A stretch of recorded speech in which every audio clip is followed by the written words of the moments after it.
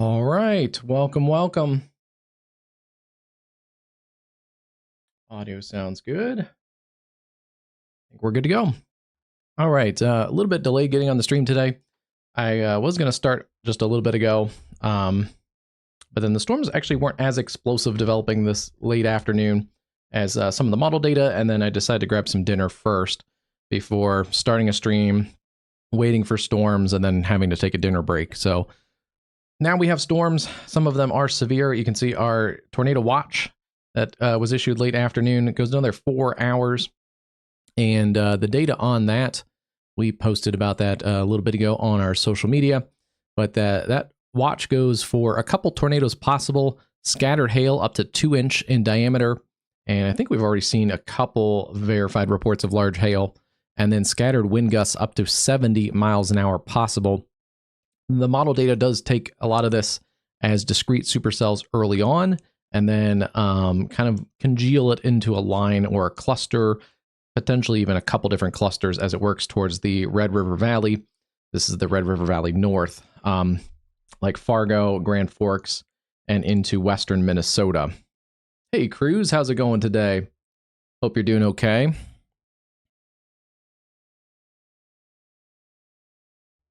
That was weird. It looked like my one monitor went out for a second, but I have to check the cord there in just a minute. Let's see. Yeah, doing good today. Kind of waiting for storms most of the afternoon. There's a look. These storms are basically firing in the slight risk right now. And the Storm Prediction Center has made a few slight changes. Obviously, they do kind of every outlook over the day, but not much changes, at least overall. There's a little bit of a risk across the Rio Grande and areas into southern New Mexico, western Texas. There's also a bunch of storms. There's a boundary as well as a developing area low pressure. Shouldn't be anything too concerning, but it's going to bring a bunch of heavy rain and storms over the next weekend, basically across the Gulf Coast. But you can see some of those storms bubbling up across the, especially Texas and then Louisiana. There's a few other clusters. Most of those are non-severe. There are a couple isolated severe storms into northwest Oklahoma. So we'll keep an eye on those ones. Some isolated severe also into northeast Colorado, potentially down across the plains, but most of these are line segments with gusty winds. The concentrated severe weather up here into the Dakotas, western Minnesota. And if I turn this off, these storms are also going up in the highest tornado risk right now for the day. 5% hatched, so 1 or 2 tornadoes. Only a couple tornadoes likely today, but a couple of those could be on the strong side with a decent favorable wind profile. There's the wind risk. Little surprised it's not hatched. At least part of that wind risk, but okay. And then there is a hatched risk for hail. Again, as these storms are discrete, they could go up with more of that hail and more of an all hazards threat while they stay discrete, and then transition into a wind risk further north. Mesoscale discussions are out across the plains. Like they took the one away. They were looking at a watch there.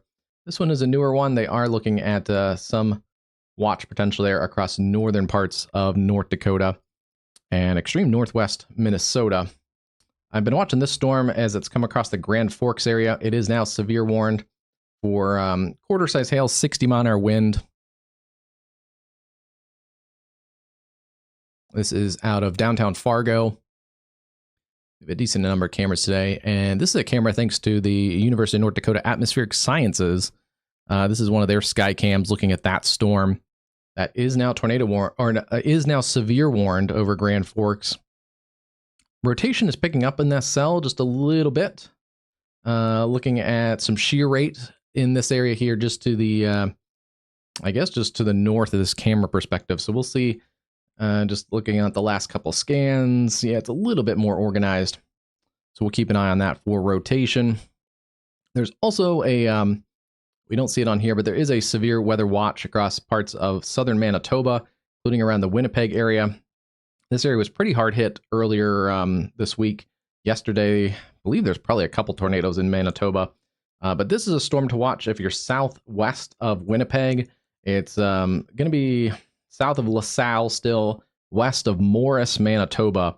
A rotation detector there shows us a decent number or a decent amount of rotation. It does look fairly organized, at least on radar from what we can see from the U.S. radars. So southern Manitoba, there may be an isolated tornado or two as well, a little bit closer to some low pressure up in the Canadian prairies.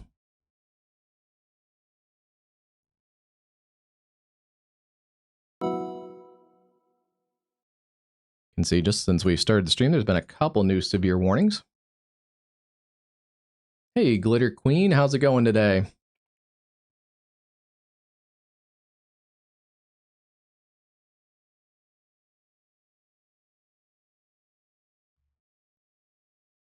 And then this is another look at the Fargo area. It looks like they tilted the camera down since I last updated that one. Not as fun of a camera angle, so we might have to go hunting for another camera angle on that one. But yeah, storms right now are mostly into South Dakota, and then approaching areas around Grand Forks. They haven't really worked into the Fargo area too much yet.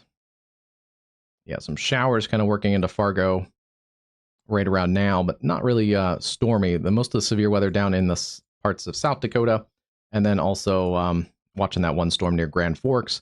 That's going to work into Minnesota. Just get the details on that newest warning. Northwestern Polk and East Central Grand Forks counties, right on the Red River there. And I do want to look at this storm because it was looking interesting on radar a little bit ago.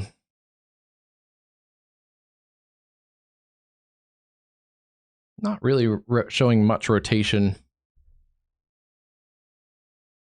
yet, but there are some outflow boundaries in there. We got to watch those kind of loose, organized cluster of storms there. Can always do some weird things with outflow boundaries. A few of the severe warnings in South Dakota are tornado possible tag. We'll look at those in just a couple minutes. But moving down the line, this is right on the North Dakota-South Dakota border. Newark, Britain, and just south of Havana, right on the border there. 60-mile-an-hour winds, quarter-size hail. It's going to be for Marshall and Brown counties in northeast South Dakota. Mostly a wind threat at the moment. That storm could have some larger hail in it as well. It's also kind of riding an outflow boundary.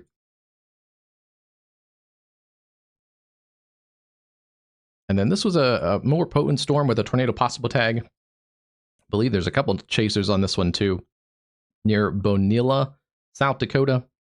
Just about a half hour ago. That was looking like a more potent cell. It's a little bit degraded since then.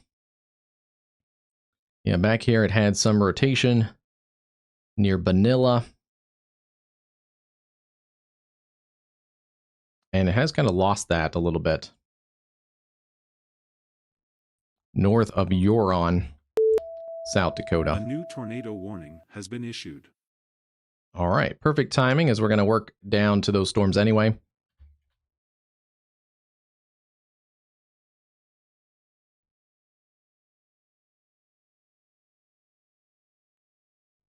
South Central South Dakota, 60-mile-an-hour winds, quarter-size hail. And then this one is a new tornado warning storm with near Ideal, South Dakota.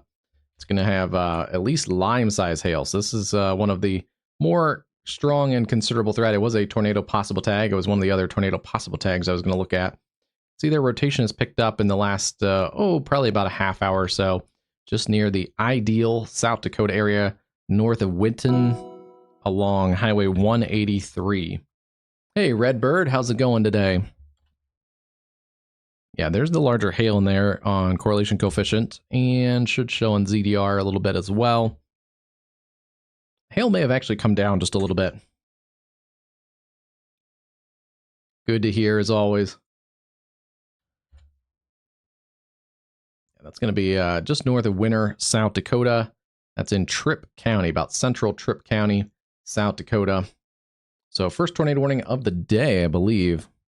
Yeah, I believe that's the first tornado warning of the day in South Dakota. Look at that storm again. That's on the UND atmospheric science camera.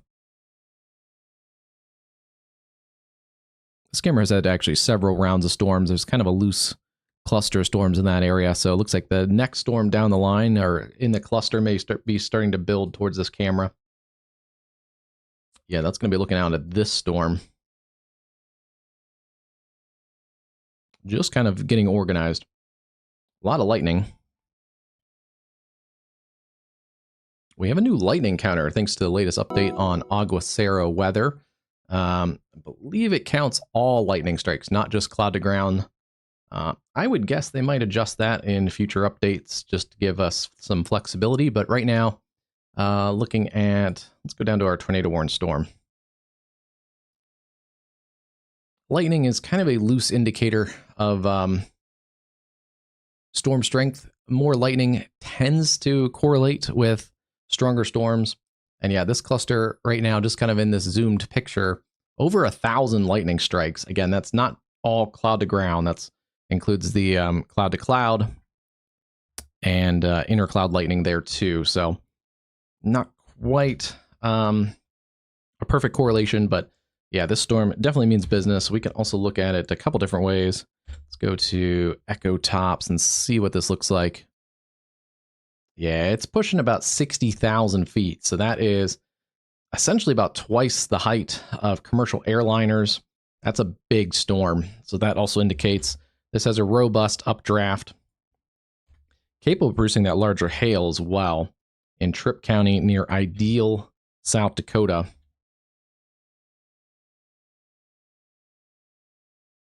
Kind of like the other day, it doesn't appear to be moving that fast. Yeah, we're dealing with about a 25-mile-an-hour forward movement to the east. That is going to keep it in fairly rural countryside out in Ideal, in the areas around Ideal, South Dakota, and Tripp County. Yeah, should stay north of Witten. But we'll continue to watch this. It's also going to slide a little bit closer to I-90. Right now, it's staying south of I-90. That's pretty lucky because the bigger hail is also south of I-90 right now, too. But we'll keep an eye on that one. It's going to continue to slide. Yeah, it is going basically close to due east.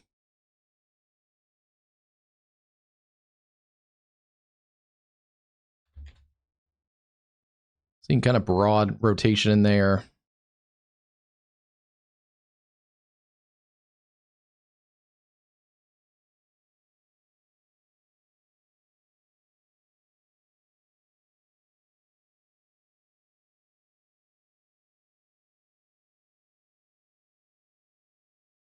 Puts that kind of broad rotation into Ideal in about 5 to 6 minutes at its current forward motion.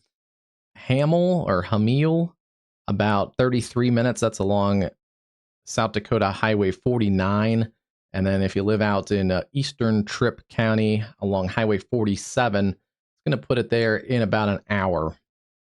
So roughly about 50 minutes to the end of its current warning polygon.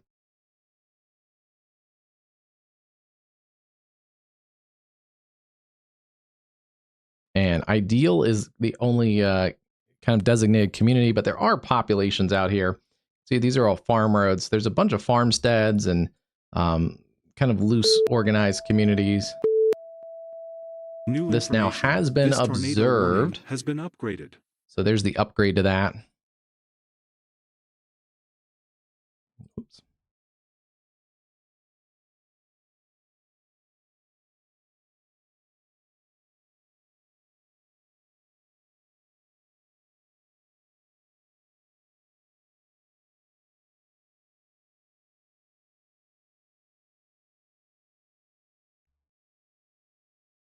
So yes, now an observed tornado there into Tripp County.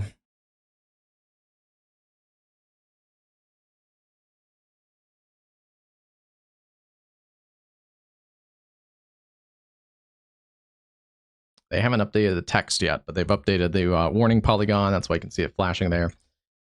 Ooh, yeah, that's picked up just a little bit. Probably a little bit of contamination in there with the hail contamination, but and why are we so far away from the radar site? We're 11,000 feet from the closest radar? Is that correct? That might be.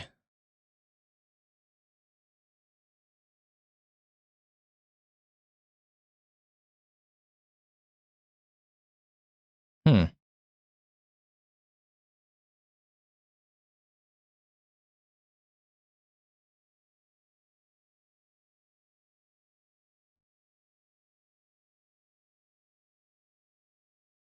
There is also a tornado warning on that cell in Manitoba, around the around the town of Morris, Manitoba.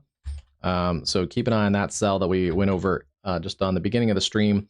It's well south of Winnipeg, but we'll keep an eye on those areas there in Manitoba. That is, I believe, the only warning in the Environmental Canada watch area there.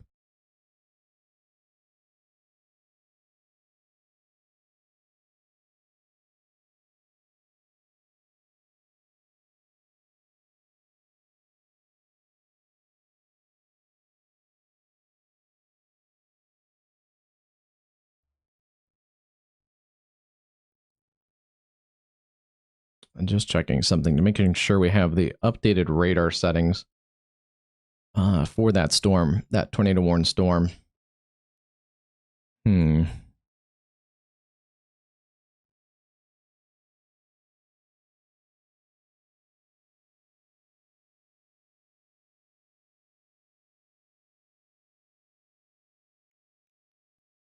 Yeah, weather spotter confirmed tornado over Ideal, or about 13 miles northwest of Winter, South Dakota, moving east at 25. That is a weather spotter confirmed tornado.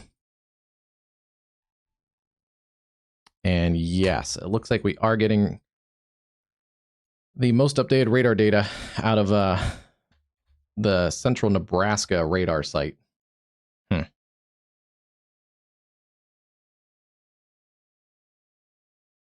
Actually, since we've started the channel, I don't know if we've had a ton of coverage in South Dakota. We've covered areas around Sioux Falls, I think, a little tighter, but especially central South Dakota, I'll be honest, I don't know if we've had a lot of coverage in this area since starting the channel a few years ago. So yeah, I didn't realize how far. There's actually a bit of a radar hole in here. Yeah, that's interesting. We're getting radar data about 11,000 feet, so it definitely doesn't show the low-level rotation in this. It's going to be hard to show correlation coefficient, but we are seeing broad rotation in there, basically over Ideal. That gives us an idea that the storm is rotating. There is a rotating mesocyclone, and that's why storm spotters and storm chasers are still a very important key to the warning process, because without live ground truth data, we would likely not really have an indicator that a tornado is in progress, other than just kind of relaying off of some decently strong looking mid-level rotation up in this cloud top here.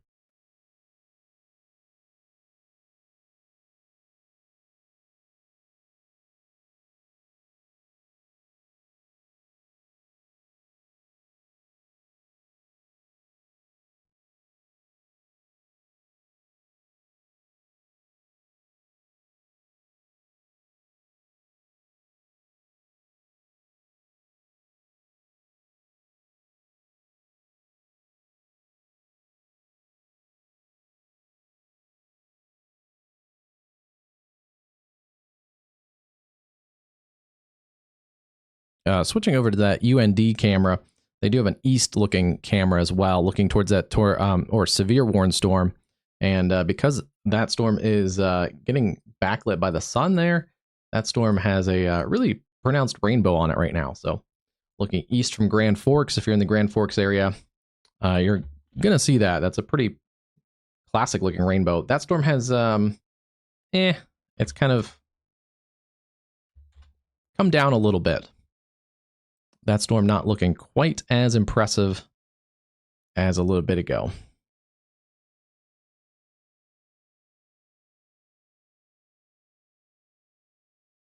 They're still going to continue warning there for hail and wind. That's out towards areas into Minnesota, mostly Polk County, Minnesota right now. Yeah, that storm, not really a problem for Grand Forks County. There's technically a tiny little sliver of Grand Forks County still in the warning polygon. But this is more of an issue for east and north of the Grand Forks area. But we'll watch that storm also to the southwest of town. You can see the little cell there. This camera has a really nice wide angle kind of shot.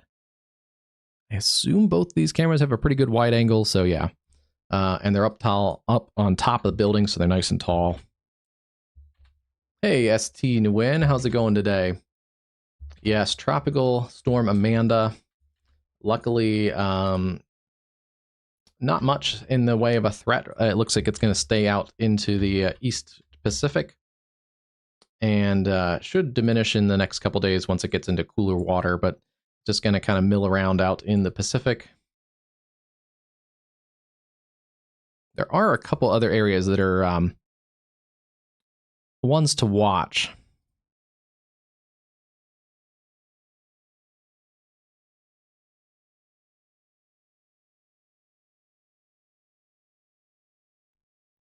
Yeah, there's a look at Tropical Storm Amanda, named earlier around lunchtime in the Central Time Zone.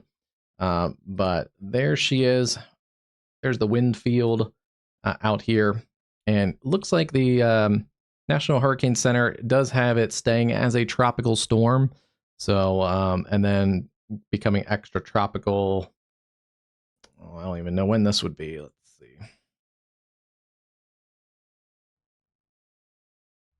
Is there a timing thing on here? I still need to play around with these a little bit more. But yeah, there's a look at the cone. It's going to basically go to the northwest and then eventually kind of just mill around out here in the Pacific. It's well south and east of Hawaii. So it doesn't look like an issue there.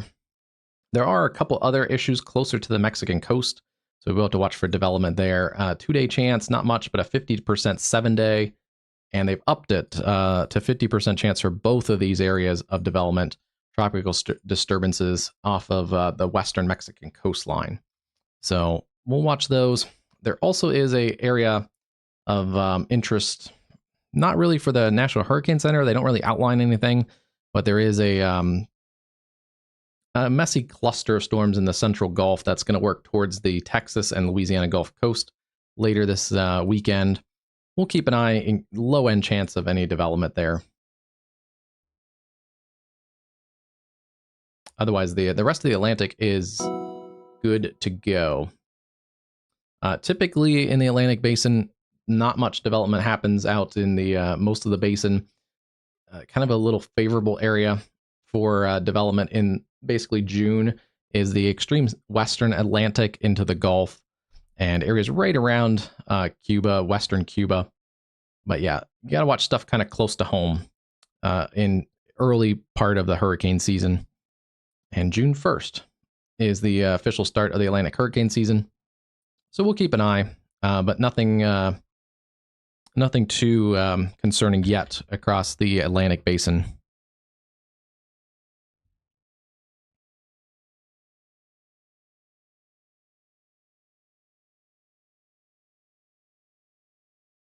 Still seeing the observed tornado. This is for central Tripp County, South Dakota, right over the areas around Ideal, South Dakota. And yeah, seeing rotation in there, pretty compact area of rotation, especially looking at the mid-level rotation on this storm.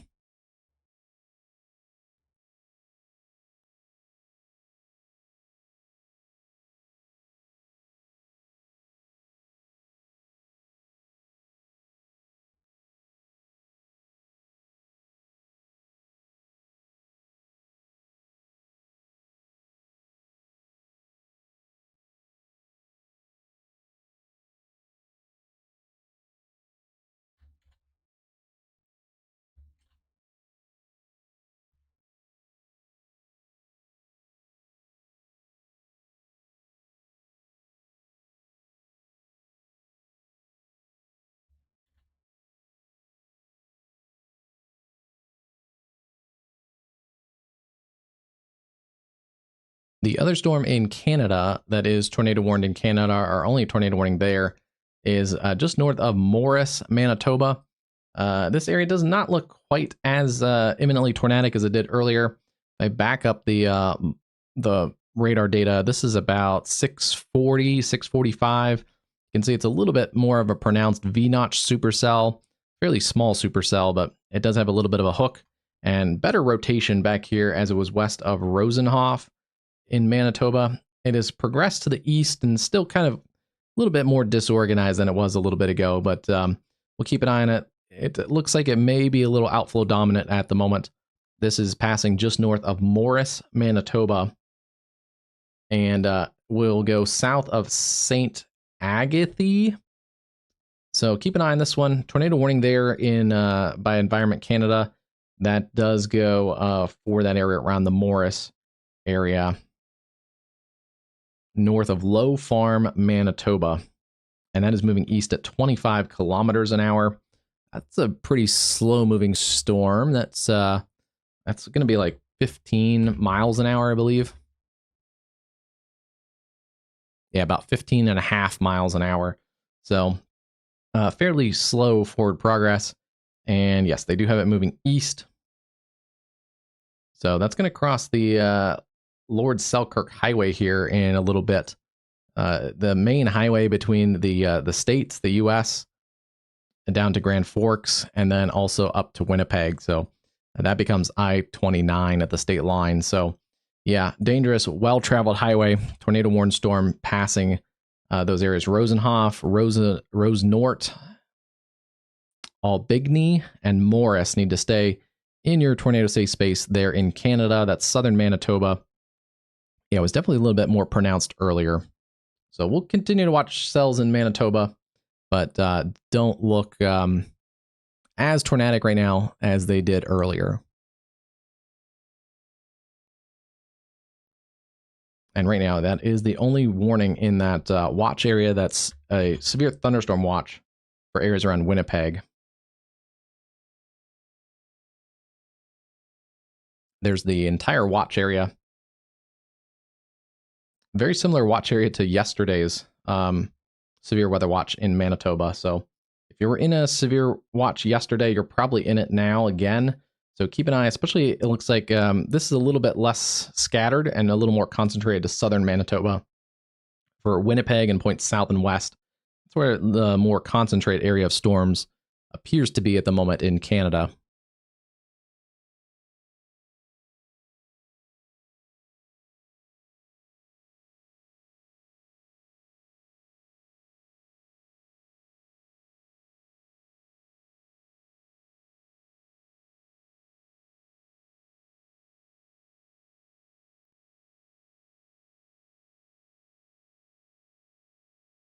All right, back to this storm.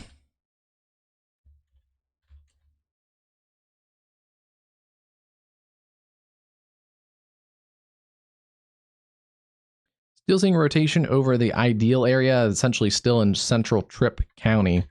So we'll kind of wait and see if we get an update on this one. That's out of the National Weather Service in Rapid City, South Dakota.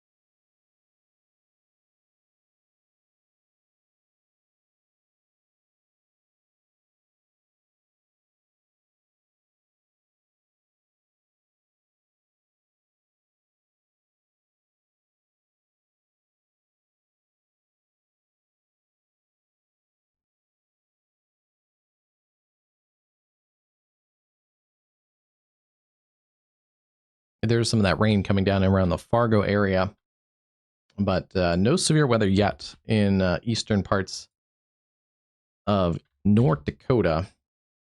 Yeah, there's a little bit of a hole here in the severe activity. There may be a little bit of a boundary in there, some rain-cooled boundary, because these showers around Fargo don't look really like anything further to the south in South Dakota.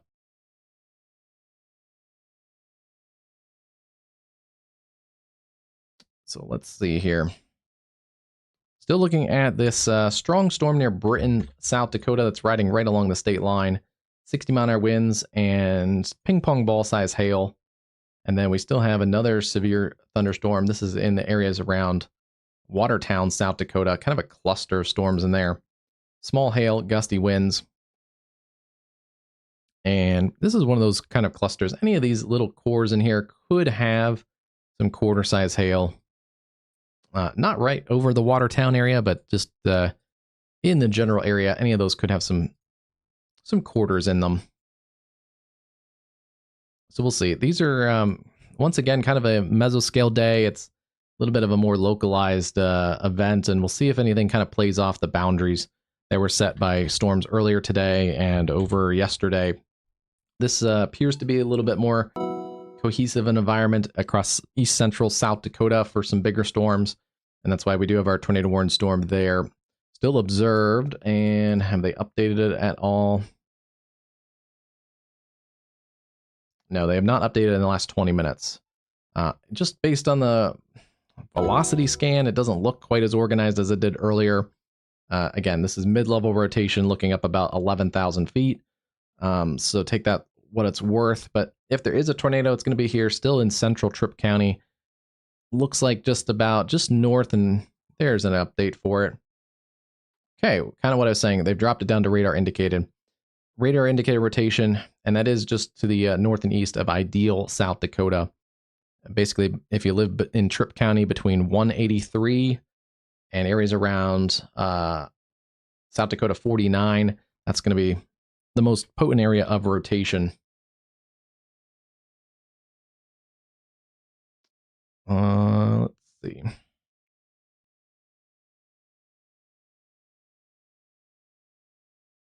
I believe they still have it going south or east-southeast at about 25 miles an hour. Again, luckily, not much population out here. There is a small community of Hamil that is in the warning polygon, and then ideal South Dakota, you need to stay in your safe place. Unfortunately, it's been a little bit of an extended warning since this is maybe moving east at about 25. The storm itself may be moving east at 25, but the rotation may actually be slower than that. Hey, Beanie, how's it going today? Is he on this storm, the ideal South Dakota, or is he on another storm? This is our only tornado warning, so if he's on a different storm, then it needs an upgrade. Okay, yeah.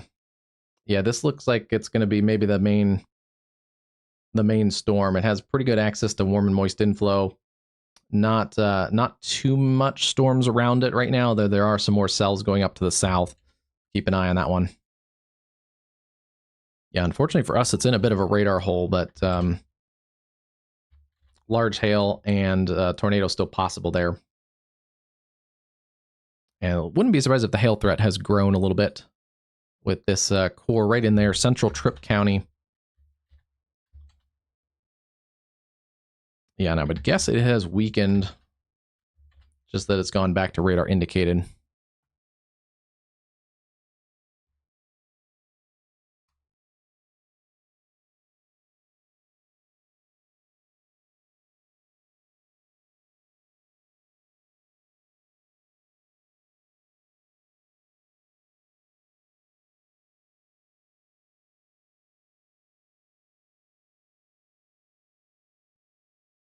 Yes, there are a couple storm spotters and storm chasers on that.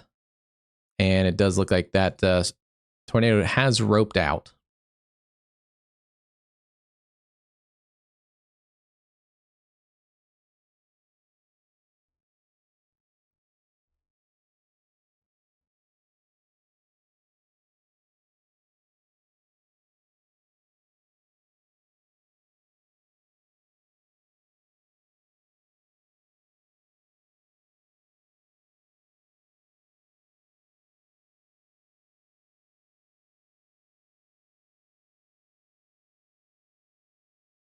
Environment Canada is also continuing that warning area around the town of Morris in Manitoba. They've slowed that tornado warning storm down. Now the motion is down to 20 kilometers an hour. That's like 12, 13 miles an hour. So that is a slow moving storm.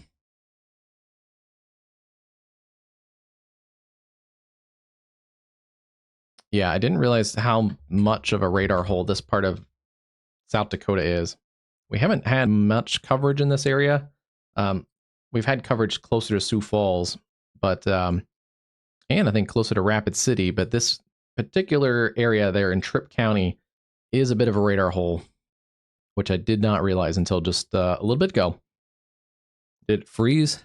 Are we good? Looks like we're good. Connection looks good. I don't know if I don't want to call out the bosses or anything, but I don't know if YouTube has been a little extra glitchy lately or what, but no, it looks good.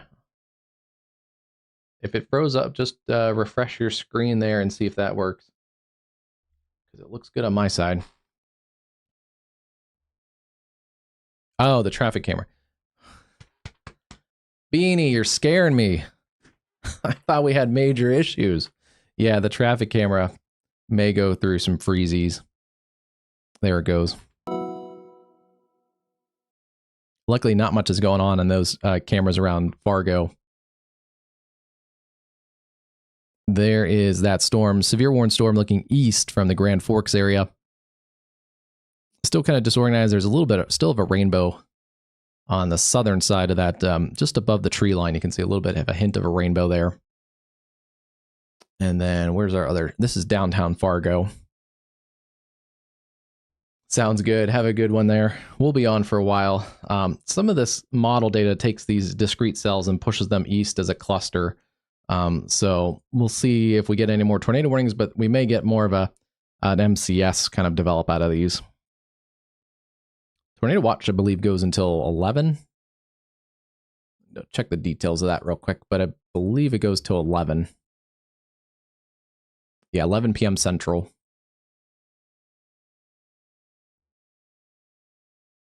Yeah, midnight Eastern, 11 Central, 10 Mountain Time. Oh, and we have a cool new thing that I can do here. With Aguacero Weather had new updates yesterday and today. They've made a one of the updates is the time zones. And I can even make them dashed. That's cool. Dotted. That's pretty cool. I can change their width. So yeah, it looks like part of this actually, part of this watch does go into the mountain time zone. But most of it is in the central time zone. But yeah, this is helpful. Because there are little areas like this county here that is surrounded by mountain time, but it's technically in central. Our time zone lines are not very straight. All of Alabama is in the central time zone, about 2/3 of Tennessee. And then you can see the eastern time zone actually arcs back to the Wabash River and divides Indiana and Illinois. But if you drew a straight line down, that would basically mean most of Alabama on a straight line would be in the eastern time zone. So yeah, our time zones are a little bit of a mess. And then there's also, I did not realize they actually have some time zones. Do they have global time zones? They do. Look at that. That is cool. So yeah, Aguacero Weather continues to innovate and update there. On one of the recent updates, this was the other update that I know people were pretty excited about. These are the warnings, or the forecast areas for the National Weather Service offices.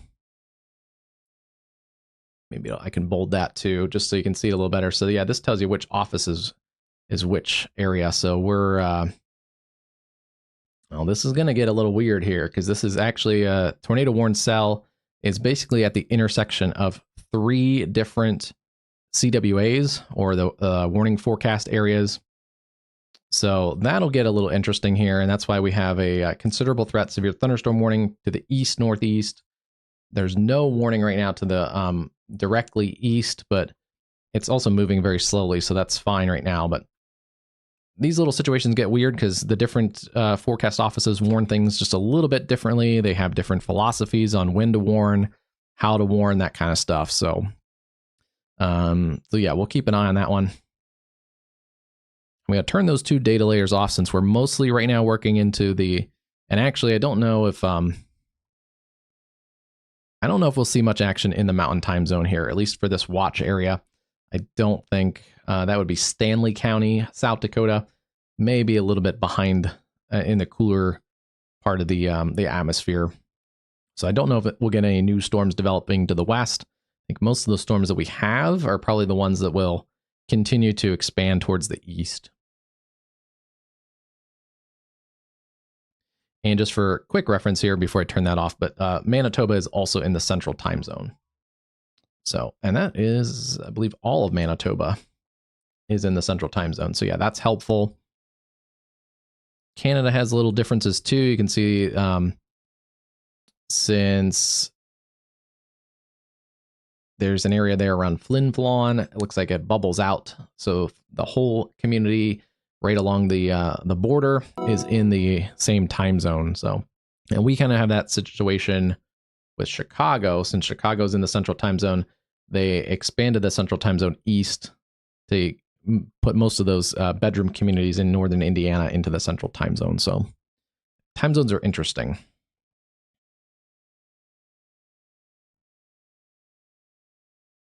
All right. Tornado warning continues. They've trimmed it up just a little bit. It's going to still be essentially kind of in now southeastern Tripp County, from basically Ideal down to areas around Hamill or Hamel along or not US, but South Dakota 49. Still seeing general rotation kind of broadly in that area. It has weakened some just on the mid-level rotation that we're seeing. Though, yeah, let's check that out. Turn those off. Still seeing 60,000 feet or so. So it's still, again, a beastly storm pushing 60,000 feet. Yeah, that is, I think, our strongest storm right now, at least in the US. Hey, Christian, how's it going today? This is Aguacero weather.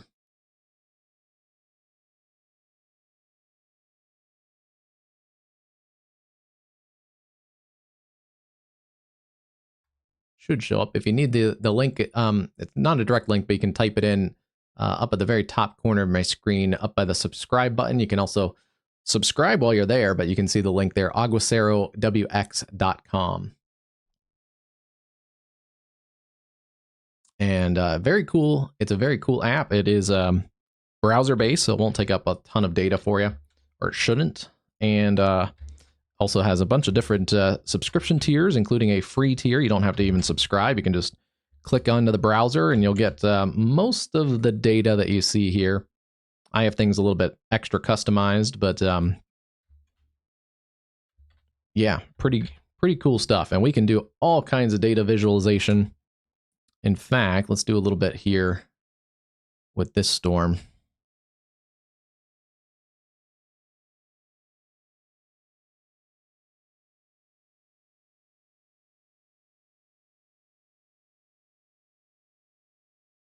So yeah, I put on, it's only a 30-minute track, but this is our rotation track. You'll sometimes see that some of the mass media will call it shear rate, but looks like our shear rate was higher when this was initially tornado warned, and then very quickly after tornado warned, it was an observed tornado just north of Ideal, over and north of the Ideal South Dakota community. And yeah, the rotation track does show it kind of lifted off from the Ideal area to the north and has weakened. Still seeing kind of broad rotation. Maybe trying to kind of reform. It looks like it occluded a little bit and maybe trying to form a new area of rotation to the south and east side of that storm. Unfortunately, a little bit of a radar hole. We're pushing about 11,000 plus feet looking up in the storm. So not getting great low-level data out of that storm. Yeah, there's our radar site down there in Thomas County, Nebraska. Oh, let's see. Yeah, roughly about 115 miles from the storm. So it is in a radar hole. Still a messy cluster of storms in eastern South Dakota. Severe warning continues there around Goodwin and back through areas around Watertown. And then this is the other cell that is a considerable threat here for 70-mile-an-hour winds and 1-inch hail coming into Veblen, South Dakota. Hopefully saying that correct. Right on the South Dakota and North Dakota state line. Considerable threat there continues for, again, that 70-mile-an-hour wind and quarter-size hail moving east at 25. Roberts and Marshall counties, northeastern South Dakota.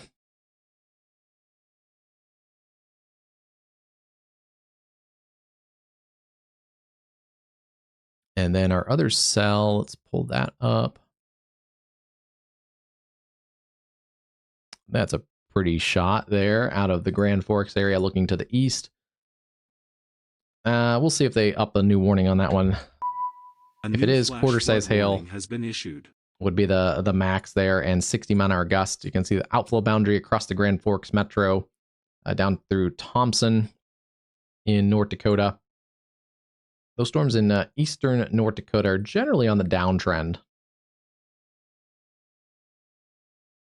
Same for kind of just showers right now around the Fargo area. A new tornado warning has been issued. There's a look at downtown Fargo. Just rainy streets. You can see some people walking around, but not as bad as it could be.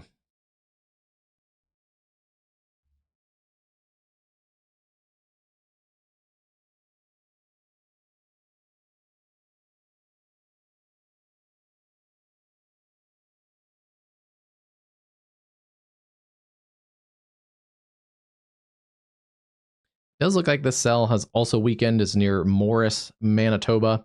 It is well south of the Winnipeg Metro, and it is continuing to work towards the east. This is a tornado warned cell in Manitoba. The good news is, yeah, it definitely has weakened. We had much more shear rate showing up back to the west, and a while back it was even a little bit more organized, a little bit of a hook feature, a little more pronounced shear rate there to the north and west of the Morris area. But yeah, we'll continue to watch the couple stronger cells in Manitoba as well, mostly south and west of the Winnipeg area. So let's actually look. Yeah, Morris and that area along the Selkirk Highway, that is Manitoba 75. Yeah, Manitoba Highway 75. Some other stronger storms are working towards the 75 corridor. That turns into I-29 south into the Dakotas. So yeah, we'll keep an eye on those cells right along the international border there.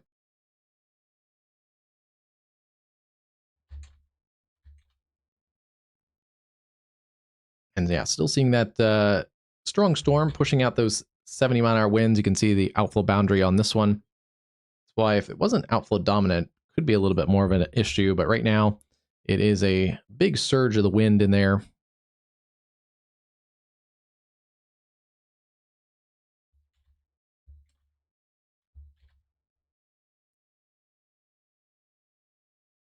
Let's see if there's any smaller communities in here.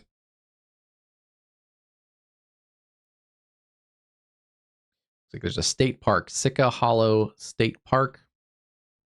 So yeah, not many populated areas there in that part of the warning polygon, but we'll keep an eye on that one. It is going to get into areas along the I-29 corridor. So keep an eye on that one if you're in the New Effington, South Dakota area. That's extreme northeast South Dakota.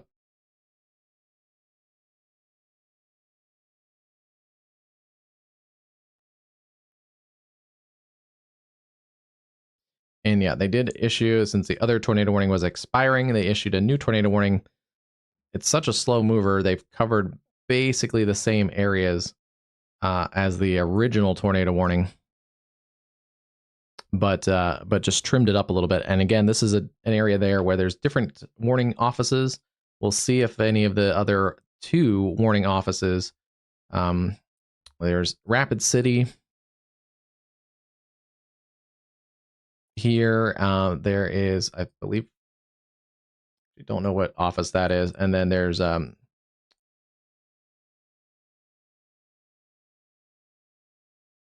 Sioux Falls office is to the east. So we'll see if any of the eastern two issue any new warnings. Still seeing kind of broad rotation in there. It's crossing South Dakota Highway 49. And yeah, there's your rotation track or shear rate detector. You can kind of use that for that. It shows weak circulation, but again, we are looking up pretty far into the storm, about 11 or 12,000 feet. That storm is also going to have some cell interactions. Looks like there are cells going up along a frontal boundary as well as some outflow boundaries along here. These can create some messy situations, but yeah, there's a bit of a broken line of storms now firing along that boundary. And those may interfere with some of this inflow region of the supercell, so we'll keep an eye on that one.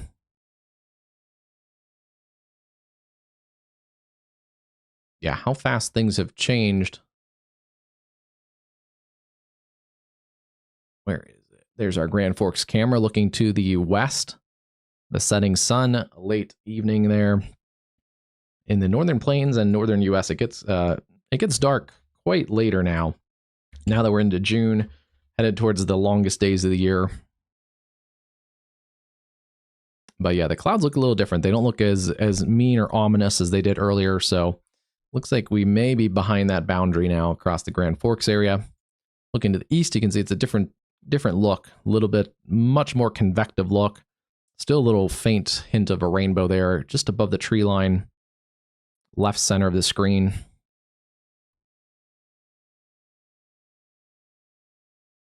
And then yeah, still under the clouds with the rain coming down across the Fargo area.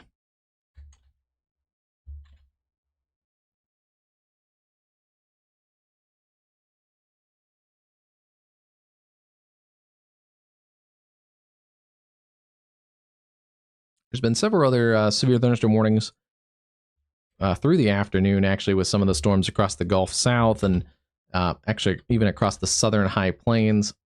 There is one warning still ongoing in Oklahoma right now for quarter-size hail, 60-mile-an-hour winds. That is north of Tologa in Woodward County, east of Woodward, around the areas, just east of Woodward, Curtis, Quinlan, Belva, and areas west of Bouse Junction. That's the strongest part of that storm. Looks like that has come down in intensity. It's kind of working along, it looks like an outflow boundary, so we'll continue to likely see that work towards the north and east into Woods County, areas around Freedom and Waynoka. Continue to keep your eye on that storm, but doesn't look as feisty as it did earlier. And then, yeah, we've lost, it looks like, our severe warnings out here. There were a couple severe warnings in southern New Mexico. And yeah, now that we're getting into a little bit further into the evening, things are starting to wind down. We're well past the peak heating time, but storms and showers are going to continue with trothiness along the Gulf Coast and also South Florida. So some more activity, a little more enhanced and focused there.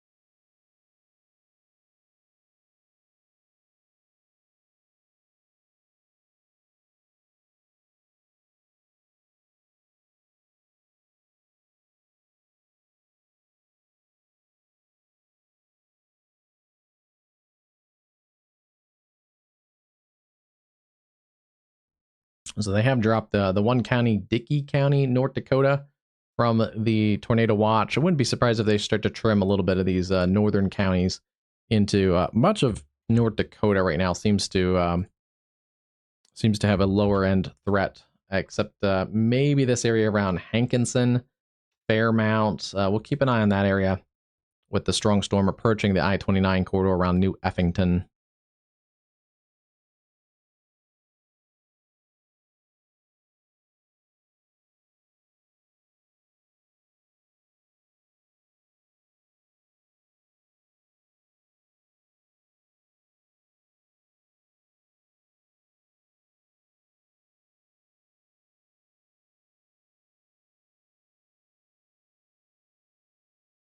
Take a look at the new HRRR run that just came out and see what that looks like.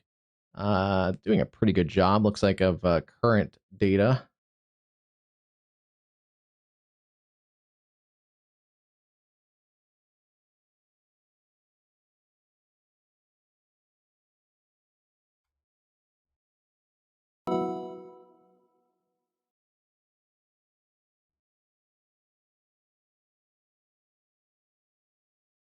Maybe a couple more storms according to this model for the areas, especially Fargo, I-94 and Point South. That looks to be a little bit more favorable. But this model does want to break a few more storms out into northeast, south, or North Dakota as well, and also into Manitoba around Winkler.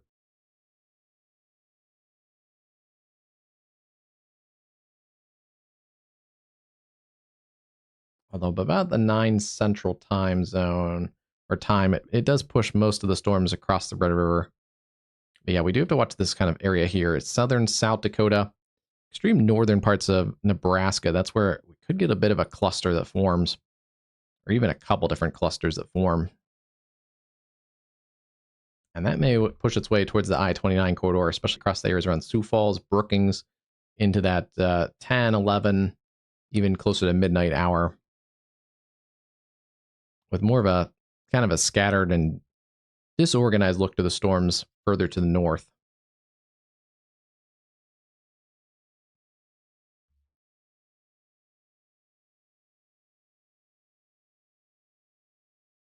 Just a couple model runs ago, this is the same time frame, just looking at, yeah, just a little bit ago, the model had a little bit more of a cohesive line working towards that I-29 corridor. So already some changes according to the model, and that's one of the things, models aren't great sometimes at these mesoscale days, and storms are a little bit, sometimes a little more conditional environment to get going, so we'll see how this kind of shakes out.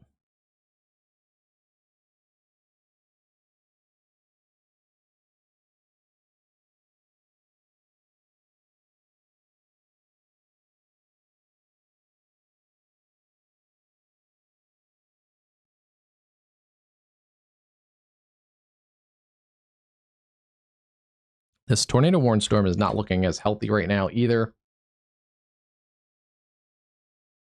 Not seeing the rotation as much, and it looks like the hail core has come down. It's actually also pushed a little bit further towards the east into the other warning area. Let's see. There has been a peak gust near the Hamel area, Hamil, South Dakota, of 70 miles an hour. So it is a considerable threat still. 70-mile-an-hour gusts, and up to about ping pong ball to golf ball size hail. But yeah, some of these storms that have broken out south into the 183 corridor, they have kind of interfered with that storm's ability to continue producing tornadoes. And then we did get a new warning there for some hail and gusty winds along the I-90 corridor. That's north of Kimball, South Dakota, along Highway 45. That's in northeastern Brule County.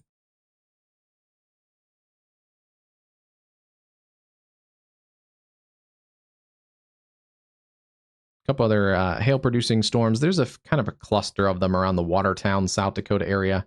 But yeah, one also that's unwarned right now around Dempster and Castlewood. The other one near Strandberg and Bolt, that is warned for quarters and 60. Any of these little pockets in here of the purples and pinks that you see could have quarter-size hail. Wouldn't be surprised if a couple of these had even like half-dollar size hail. Just a little bit more.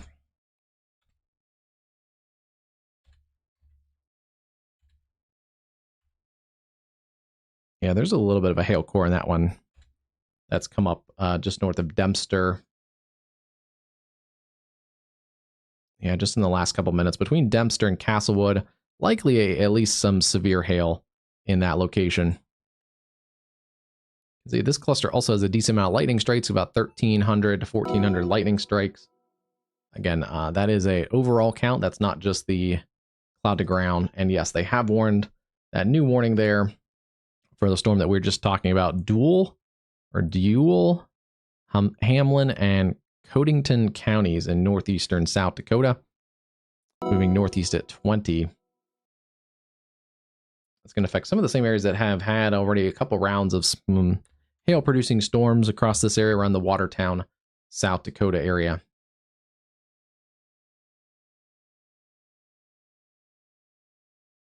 And then the Sioux Falls office has warned Charles Mix, Gregory, and Brule counties, portions of those counties there in south central South Dakota, for that storm near Hamil, moving east at 25, 60-mile-an-hour winds, quarter-size hail. So it's interesting because, yeah, that we're getting all three different warning offices are technically warning it differently right now. We have a tornado warning that should be dropped as the storm has moved out of the tornado warning. We have the considerable threat with a peak wind gust of 70 miles an hour recorded there, and then some larger hail still in that storm up to about golf ball size. And then the newest warning goes out without any of those, just a standard severe thunderstorm warning. Although that may be because the part of the storm that is in that county is just a standard storm at the moment. We'll see. They may get a warning on that other cell too that has a little bit of hail in it.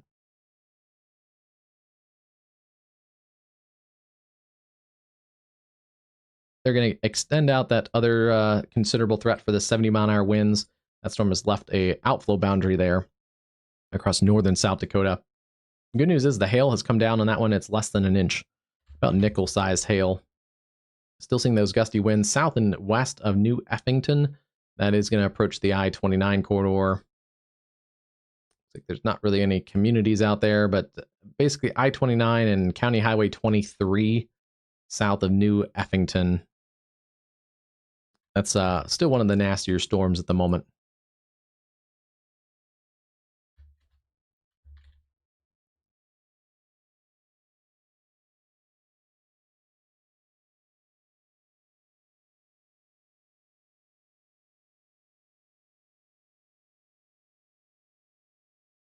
New radar scan coming in, but it looks like storms are diminishing across those areas around Grand Forks, Warren, Minnesota, down to Crookston, Minnesota.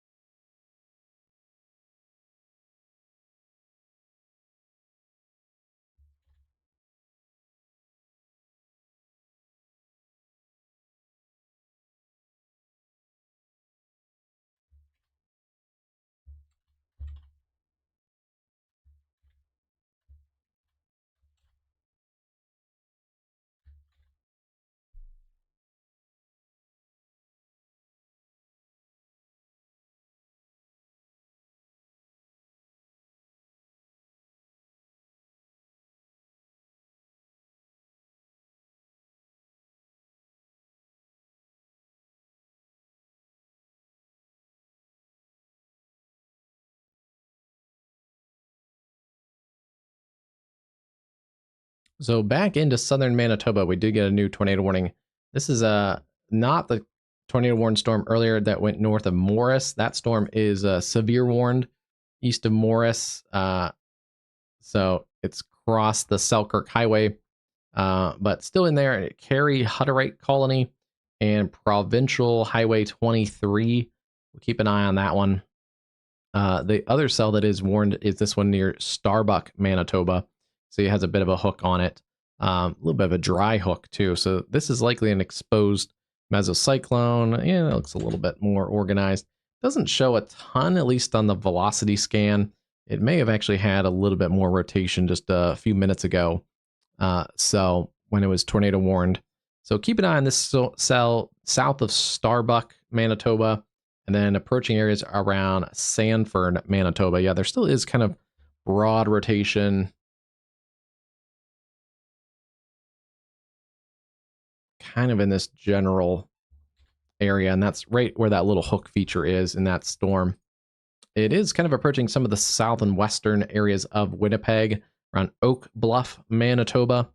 So especially if you're along the southwest corner of Perimeter Highway, and then out the Red Coat Trail towards Starbuck, that's where the most chance of a tornado would be in that location. Still watching a couple other stronger cells in Manitoba. But yeah, most of the strongest cells are south and southwest of the Winnipeg area in Canada.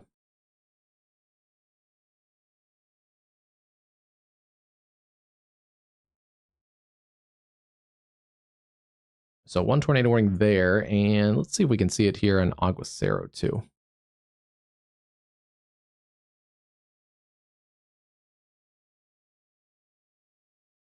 Yeah, there's that rotation track with the hook feature. Since it's close enough to our radars out of the US. But yes, it does look like that was a more pronounced area of rotation just a few minutes ago. So it's also, this is a good little test. The eye test earlier with the velocity scan matches this basically shear rate detector, which is the rotation track, was stronger earlier. That is going to be just south of Starbuck, Manitoba. And continuing to work towards the east. So Highway 247 south of Starbuck. Keep an eye on that one. I could get over towards St. Adolph. And also, I believe I mentioned, what was that? Community Oak Bluff, I think it was. Yeah, Oak Bluff along Perimeter Highway. Still a little bit of rotation in that previously tornado warned cell that is north and northeast of Morris.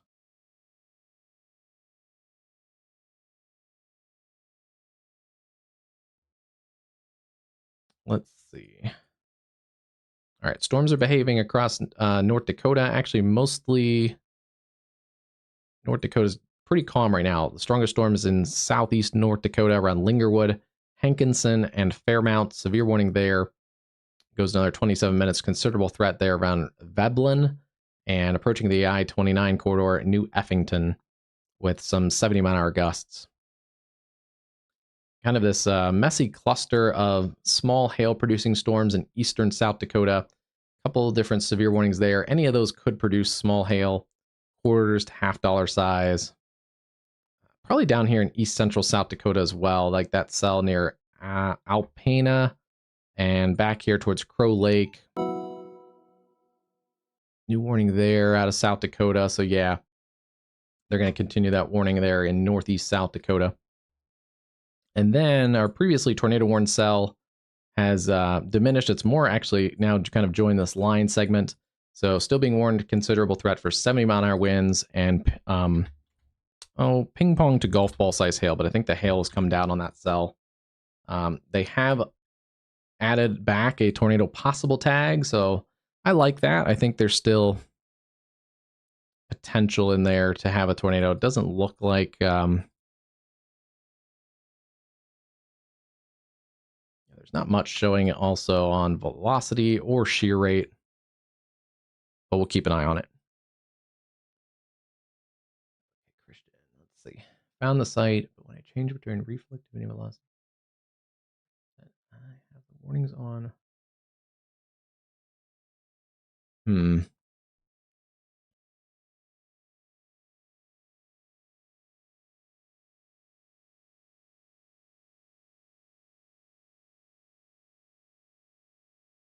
don't know for sure. I can't really extend it. Maybe how you layered them, because everything in Aguacero is basically based on a layer. You can almost layer the data like Photoshop, which makes it very, very customizable. So let's see, like my national service warnings are towards the top of the layers. Although I'm looking here, I don't have an option to move those south. So that it might be something with the layers.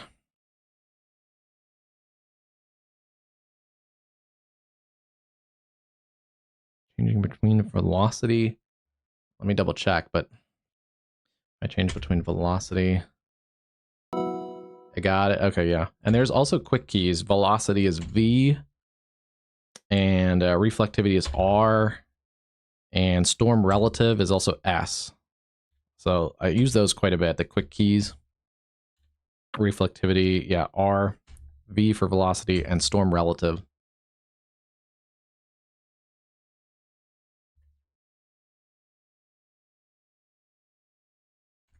The one thing it took me a day or two to figure out, and I kind of double checked it a few times, when you click on a warning, and it'll give you a couple different of the closest radar sites. The first one listed is the closest radar site. And then sometimes like this warning, it's way, way out here in a radar hole, so it will kind of only give you one. But if there's a couple that are fairly similar, technically that that first one is the closest radar site. Sometimes not by much, but that was a nice little feature that kind of helps you click back and forth.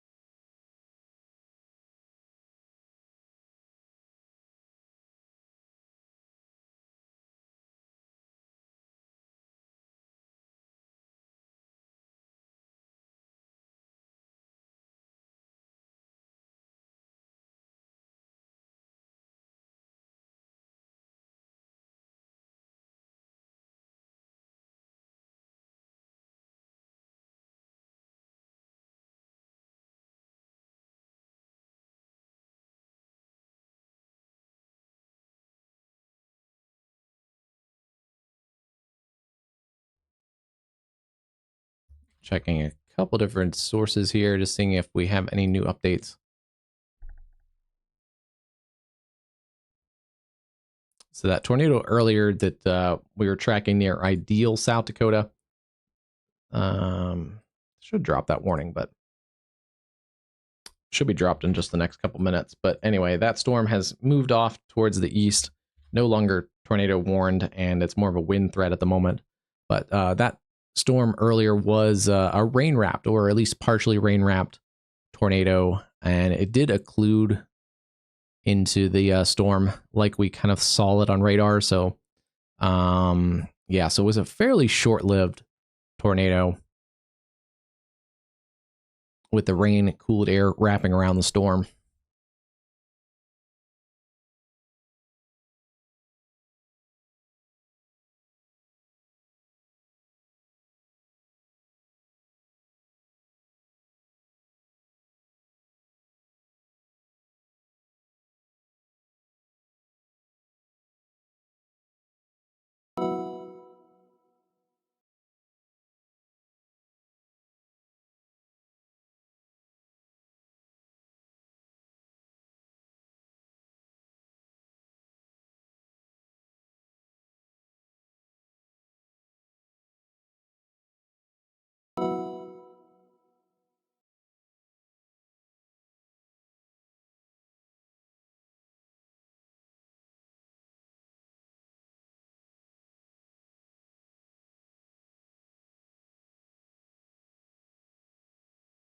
There's a new radar sweep.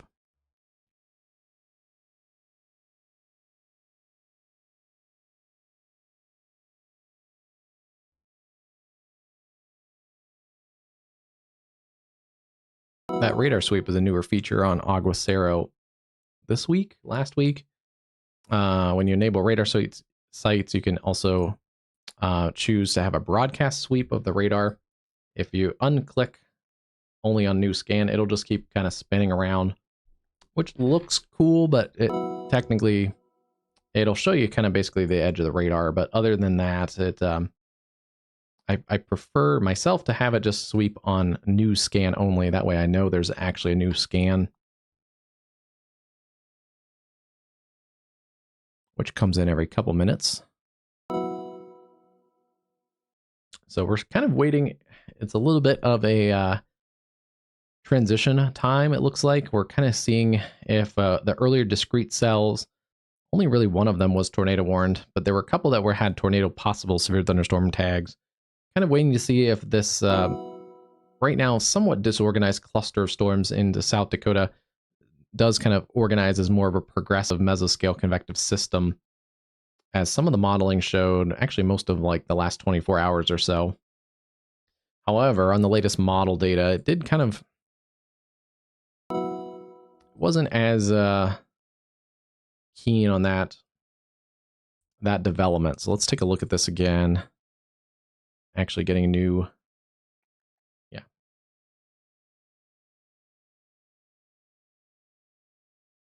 new HRRR run anyway here just in the last couple minutes, but let's see. It has these pretty good. Still kind of showed our beefier cell where it was, and it does a pretty good job. It shows it's kind of lining out into more of a wind threat.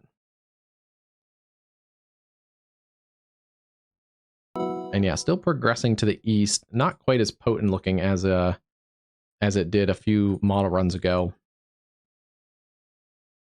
But it does kind of take the second disorganized cluster right now that's kind of in eastern South Dakota, and does kind of take those storms a little bit into a little more organization. A new flash flood warning has been issued Before it kind of diminishes them across eastern parts of Minnesota. So could get some stronger storms overnight towards St. Cloud, down through Lester Prairie. But according to this model run, just only one model run, if you're doing a real forecast, you want to look multiple different models and multiple different model runs. We're just kind of now casting here, so it's take that with a grain of salt. But according to this model run, it does kind of break those storms up by the time it gets into the Twin Cities.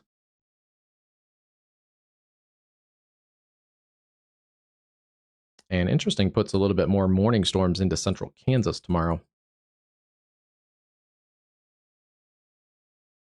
Kansas, though not a big severe threat through the evening, it could get loud in Kansas at times. It looks like there's going to be some rounds of clusters of storms, especially across central and west central Kansas, into south central Nebraska as well.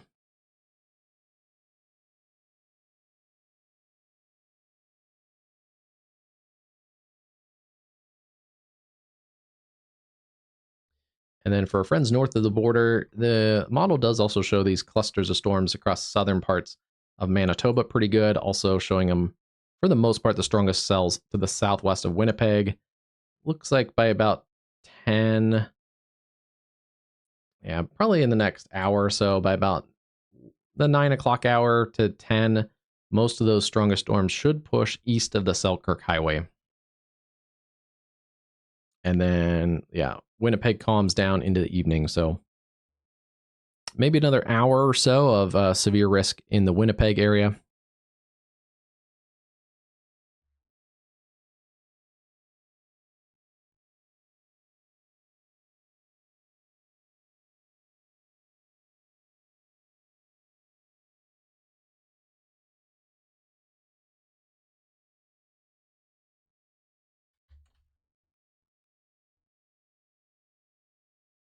Still keep an eye on those. One cell looks like it's kind of back down near Starbuck, but these two cells near Morris still look feisty in southern Manitoba. Yeah, no problem. Yeah, it's a good bookmark. Play around with it. I would recommend playing around with it before you obviously, move up to like a paid tier, but there are a number of paid tiers. The base pay tier is pretty reasonable for what you get, especially for the data that you get.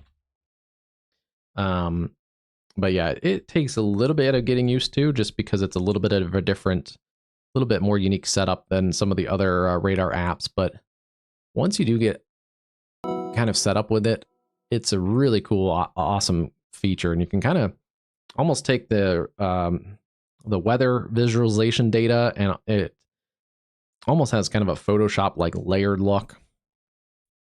I've played around with a bunch, and I do have some other. This is kind of like my streaming main layer, but I do have other bundles of layer that I can get to that show like model data over dew points, over all kinds of different data levels and things.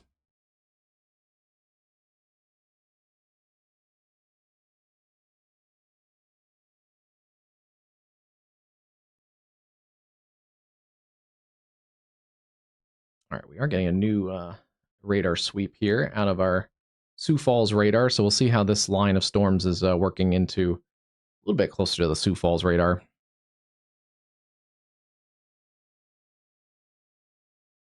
Doesn't look like they changed much. They are moving pretty slowly, so that makes sense. They have added severe warnings down this cluster of storms through Dallas, Colomb, Gregory, and Platte Colony in south central South Dakota.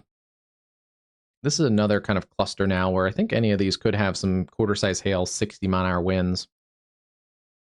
Still warning that original cell is tornado possible. Although, again, I don't think it's imminently tornadic. We've kind of lost the severe look to that storm.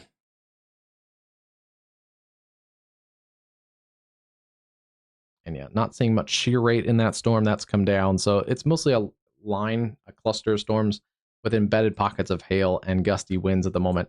That extends down even into parts of parts of Nebraska, east of Valentine, near Ainsworth, Nebraska. May get some feistier storms even down that direction.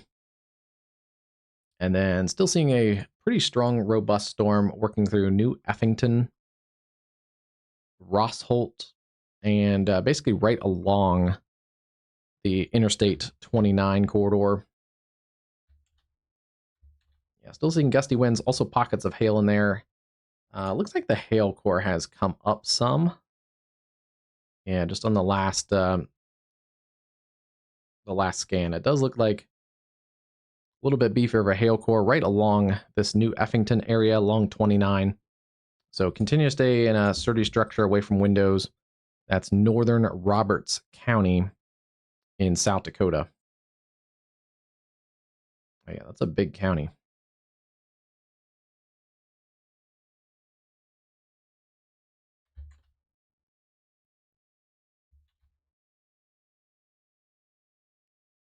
Yeah, these storms still haven't really organized into anything yet, but still some clusters, some pockets of hail in there from Clark over towards Lake Norden, Dempster, Clear Lake, Goodwin, up to areas around south of Watertown in there. Yeah, so areas around Clear Lake, south of Watertown on 29.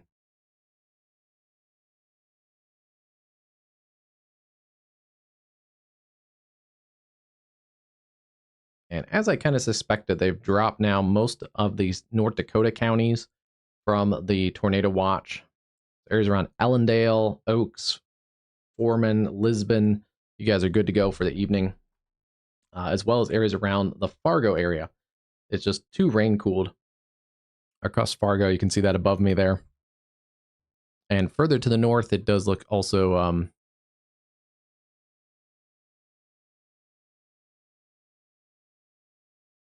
let's see, also a lot less concerning here. Not really a convective sky anymore across the areas east or west of Grand Forks. Yeah, those storms have diminished quite a bit, and they've pushed now south of Grand Forks and also east.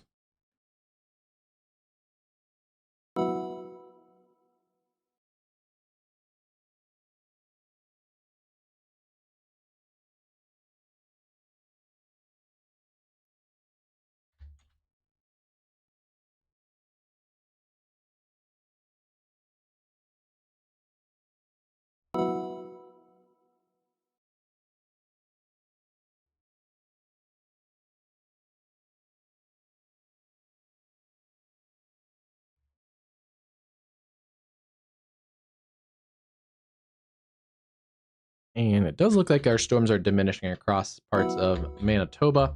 Still is a little bit of rotation in here. St. Pierre and St. Malo east of Morris. Still seeing some circulation or broad rotation in that cell. A little bit of hail also. Some other storms west of Morris. Those ones are not really as strong anymore. Most of a wind risk in there. And then it looks like we've lost most of our tornadic yeah, most of our storms here are dying off south and west sides of the Winnipeg area. So it's really mostly a strong gusty wind cluster approaching Morris, Manitoba. This is still a little bit of a supercell with some rotation that's coming towards Grunt Hall. Yeah, Grunt Hall, Manitoba. Should stay mostly the body of that storm south of Steinbach, Manitoba. But yeah, if you're out there in southeast parts of Manitoba, that storm is still a pretty nasty one. Still could have a brief spin up, but likely that has come down in intensity as well. It's being warned right now, severe warned for some larger hail and gusty winds. Severe warning there by Environment Canada, moving east at 30 kilometers an hour, wind damage 90 to 110 kilometers an hour, and up to about quarter size hail, as well as heavy rain. Heavy rain is a factor for severe weather in the Canadian warning system. And yeah, that's basically a considerable threat for 70-mile-an-hour winds at 110 kilometers an hour. So 60 to 70-mile-an-hour winds that could take down some trees and power lines and cause some issues there. Definitely severe warning worthy.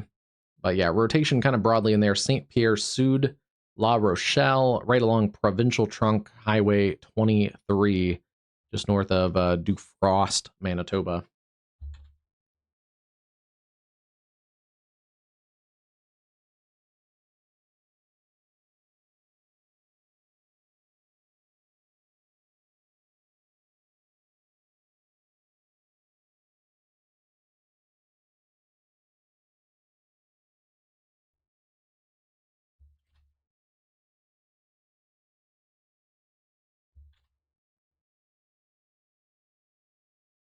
Yeah, still seeing some hail in here. It's now pushed east of I-29 along State Highway 127. It's approaching the Minnesota border near Wheaton, Minnesota. I wouldn't be surprised if it gets a new extended warning out into Minnesota.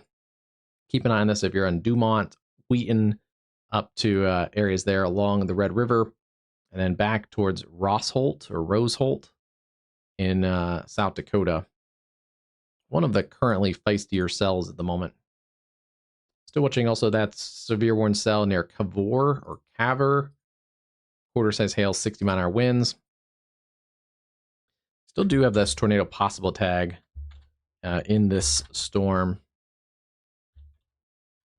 Seeing some side lobe contamination there.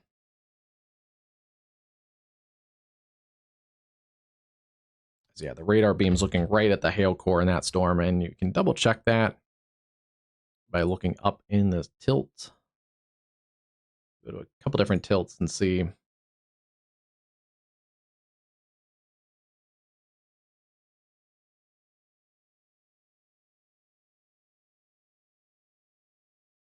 Yeah, there's not really rotation to where that little area is. If there's any rotation, it's actually back a little bit further.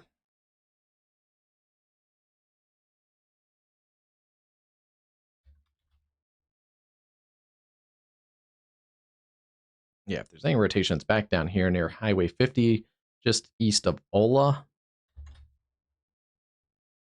And that is side lobe there with the brighter reds and blues going against each other.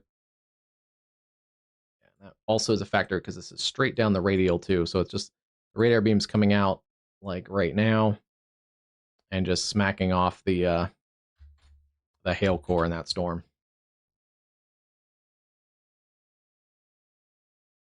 A couple other hail cores going up. This is near Dallas and Gregory. Wouldn't be surprised if there's quarters to $half size hail in there.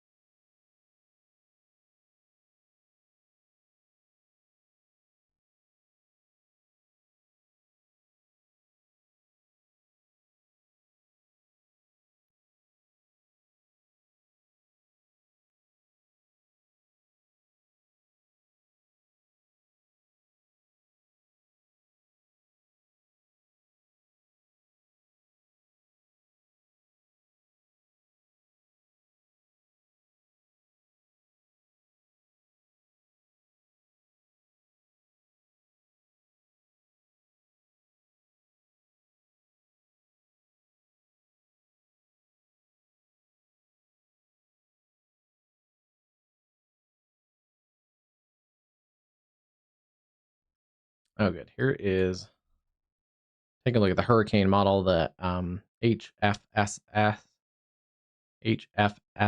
sorry. Just this is a look at Amanda.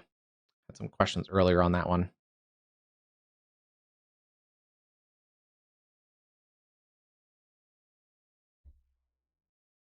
It does organize it into a fairly organized tropical storm in about 2 days or so. It may get close to hurricane strength. We'll see. Let's get that cone and everything back up while we're looking. Well, it's a little bit quiet on the severe risk, and we're waiting to see if essentially if any of these storms kind of cluster together.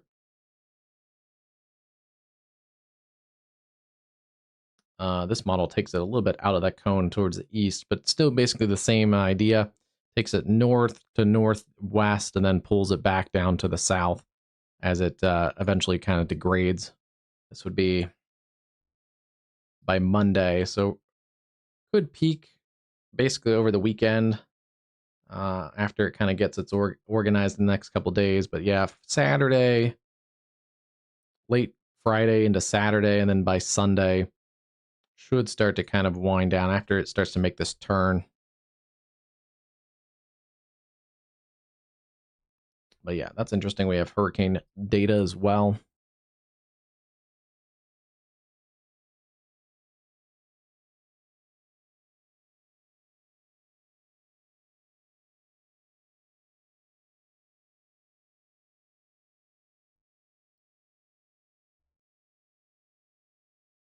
HFSB model. It does the same thing.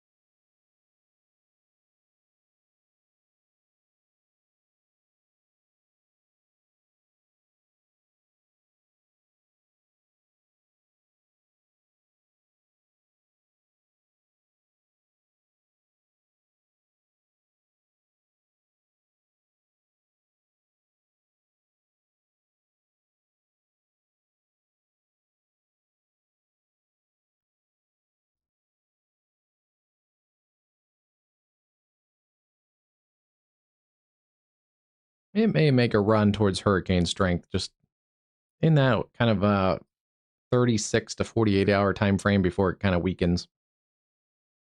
But yeah, most of the models have it interestingly going a little bit further north first before the National Hurricane Center cone has it taking more of a northwesterly jog. So interesting look there.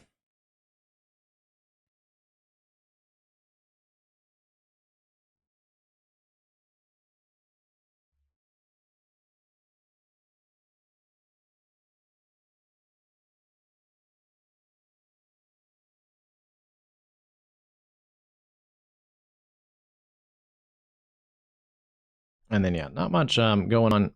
That kind of blob or unorganized low pressure across the Gulf of Mexico or the Gulf.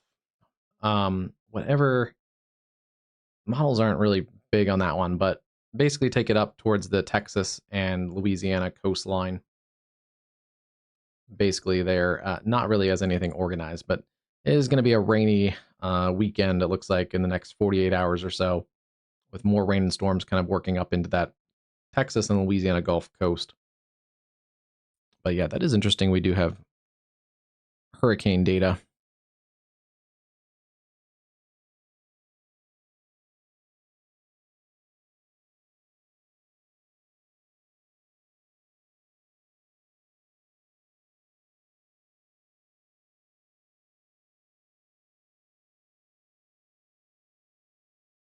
That may be a new update, or it may be just one I haven't played around with much since I kind of came over to the Aguacero not in hurricane season in early spring. So that's an interesting. I'll have to play around with that more.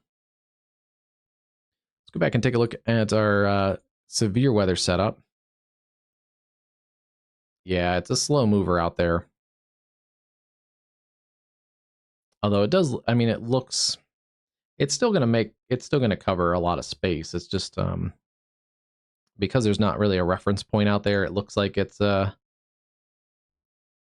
small area, but it does cover, forecast cone covers about 700 miles or so, and it's gonna go kind of a longer way, not just point to point, so.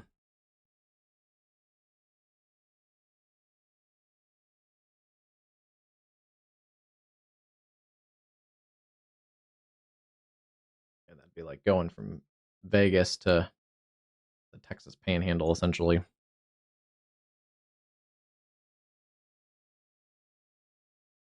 It should stay well south of Hawaii, so Hawaii not really a threat there.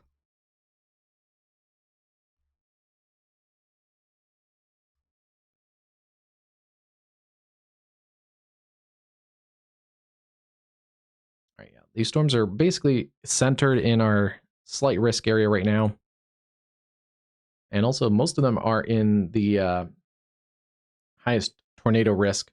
That pushes up towards the Red River, but I doubt there's going to be much action across Ellendale, Oaks, Lisbon, Foreman, and Hankinson. Once you're behind this cluster of storms, pretty much done. So it's really these storms up in here, but we may be past that area for the most favorable tornadic development as these storms have clustered together, kind of several clusters. One there along the South Dakota, North Dakota, Minnesota state line. Another really disorganized cluster, Redfield, back to areas around Watertown, north of Brookings. And then this is a little bit more of a progressive line. It was a tornado warning supercell earlier. It's gotten incorporated into this line segment. We'll see if it makes a move towards the east. That would bring more of a damaging wind risk. And then most of these storms are actually underperforming on the larger hail. We haven't seen too many warnings for 2-inch diameter hail. They do have a mesoscale discussion covering that area there. Some threat for tornadoes, very large hail, and localized severe gusts will continue through dusk. That long-lived supercell that was producing the tornado there. General increase in convection that we also noted here.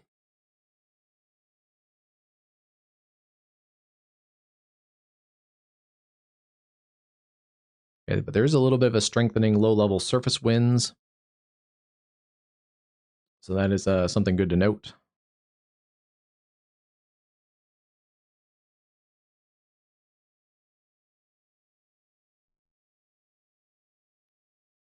Yeah, I feel like we're going from more of a stretched out area of severe weather to a more concentrated area, basically into southeast South Dakota. And that makes sense because they're trimming some of the watch up.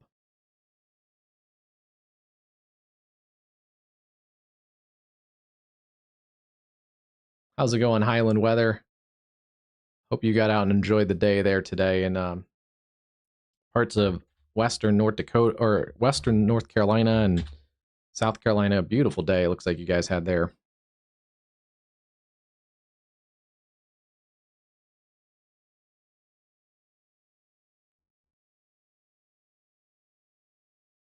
Looks like right now that latest movement on Amanda, Tropical Storm Amanda, west northwest at 9 miles an hour.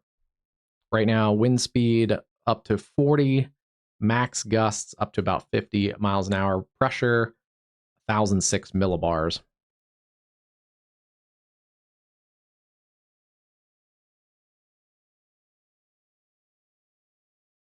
Yeah, and the National Hurricane Center does have it by actually tomorrow, by tomorrow afternoon, could have it flirting with hurricane strength. It has it up to about a 60 mile an hour tropical storm, 70 mile an hour gusts. Some of the models look like they had it a little bit more concentrated. So we'll see. It may get up briefly, kind of late Friday, early Saturday to close to a hurricane before it goes back down. And yeah, by like Sunday, yeah, late Saturday into Sunday, they have it back down into cooler waters as it makes that kind of left hook.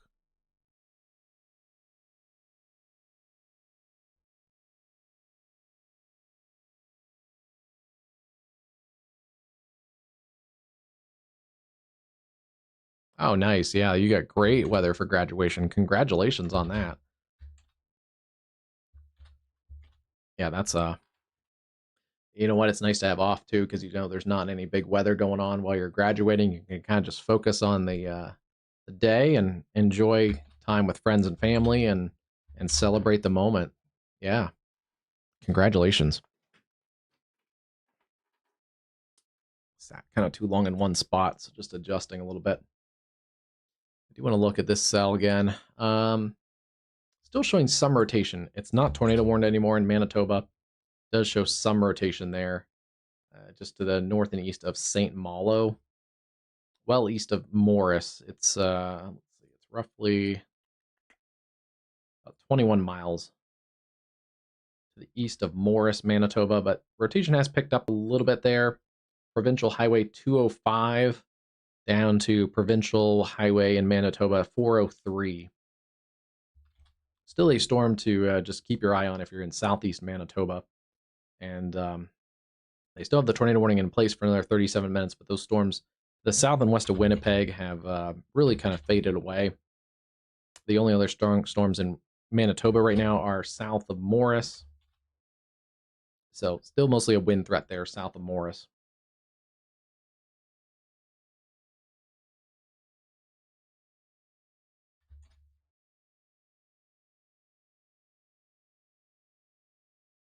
All right, let's go back in and take a look at this. They have added a new warning in here. Still kind of on the edge of the radar site, so still not getting the best data out of this storm, but quarter size hail, 60-mile-an-hour winds. It's a big warning, so it does kind of include a bunch of counties: Sanborn, Aurora, Charles Mix, Gerard, or Gerald, Gregory, and Brule counties. For that cluster of storms moving east at 30. That's one good thing, is we've seen clustering, and the forward speed has increased on those. 60-mile-an-hour wind, quarter size hail.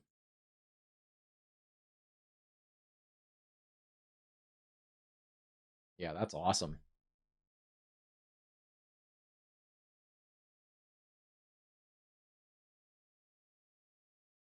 Yeah, without a lot of big weather events, your automated system should cover that.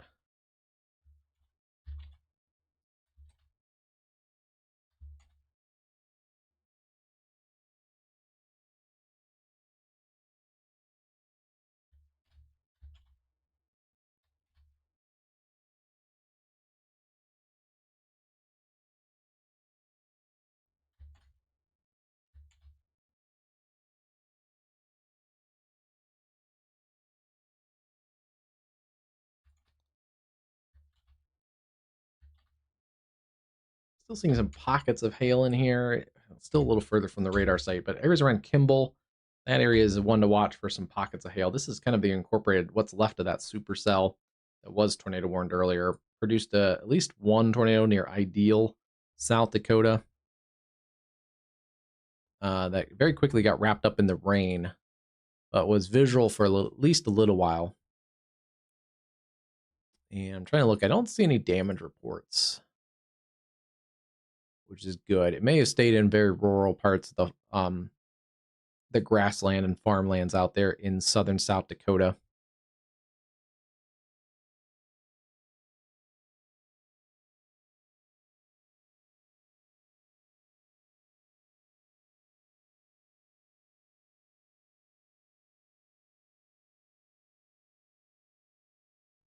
Hey, Stones, how's it going tonight? Yeah, you too, Highland. Definitely, if you're in the Carolinas, give Highland a follow. He's got you covered there in the Ashland area, right? Ashland, western North Carolina, and western South Carolina.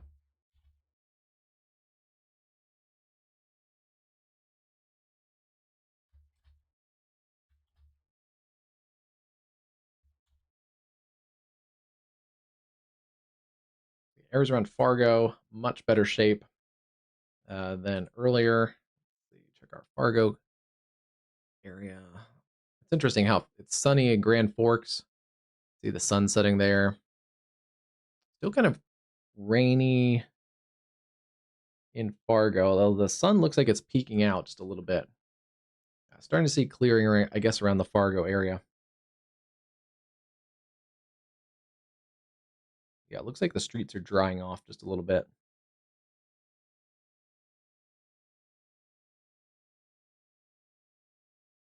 So the severe warned cells have pushed south of Fargo and actually not even being warned anymore as they approach the Minnesota border.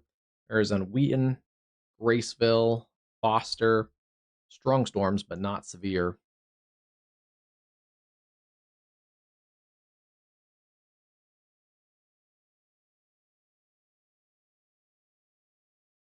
Oh, yeah. Yeah, I saw that weather today. I was a little bit jealous. Low humidity, temperatures like 80 degrees. I need a haircut soon. My barber retired, so, and I'm picky, so it's kind of unruly right now. But did it go back tornado warned? Oh, yeah, it did. I figured it looked like rotation was picking up. It is now tornado warned again. It's south of Steinbach, Manitoba, south and west of Steinbach and Mitchell. Should stay south of there, but yeah, rotation has picked up right near the Grunt Hall area. Hopefully, saying that right. Yeah, just south and southeast of Grunt Hall along Provincial Highway 205. There's your area of rotation. Green's going towards the radar, red's going away.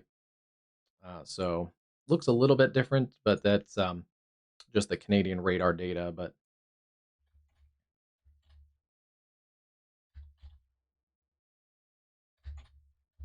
hard to see. There is a CC lowering in there, but according to this, there's also hail in here. It may be a rain wrap circulation, so it may be very hard to see. And then the hail core is in here. Yeah, this is a dangerous little supercell, and it's had a couple times where rotation has picked up and intensified.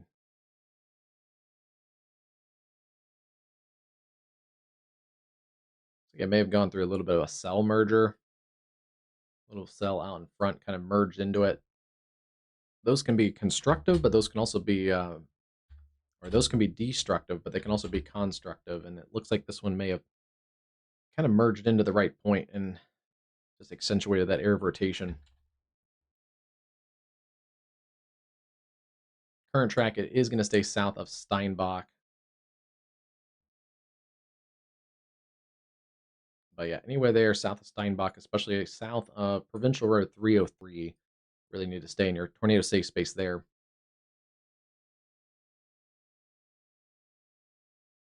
Yeah, I don't know what's going. I should probably follow it more, but I know like the Environment Canada shut down their Twitter accounts or their X accounts last year, so I don't get as much data from them.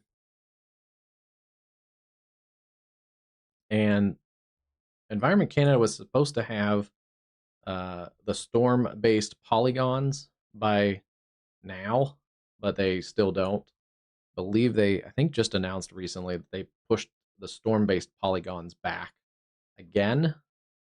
So it's 2026, and we still don't have storm-based polygons, which means this whole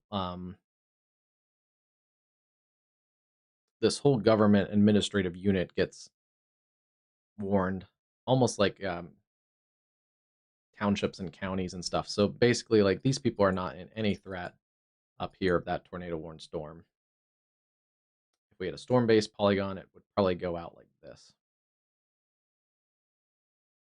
And actually, some of the National Weather Service offices keep it fairly small. It may not even include Steinbach, and they might just keep it like this because this storm has been pretty consistently working towards the east. But it's still a nasty storm.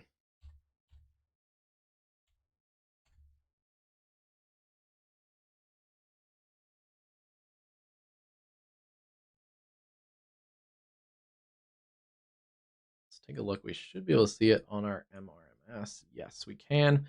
Shear rate has come up on that cell, so that tracks as well. This is back to our Aguacero weather. And yeah, you can see it had a little bit of spin to it, but as that cell merged in, We see an increase there in the rotation detection. So that tracks. And just in that area around Grunt Hall, Manitoba, probably right now the strongest storm in Canada. And that may be one of the stronger storms in the North America right now.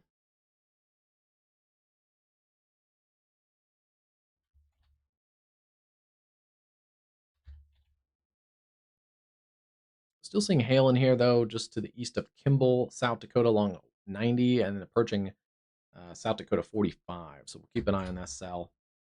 The wind, and we won't get a good reading yet. We're still pretty far out.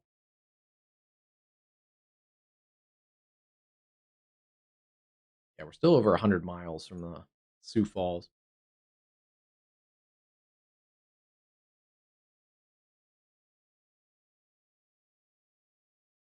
Yeah, Kansas City.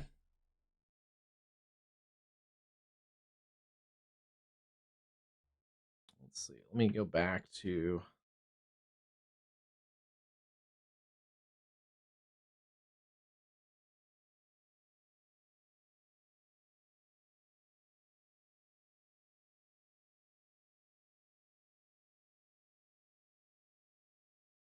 I feel like earlier I was thinking Friday might be the busiest day for Kansas City, but let me check. Not really severe risks, but yeah, it looks like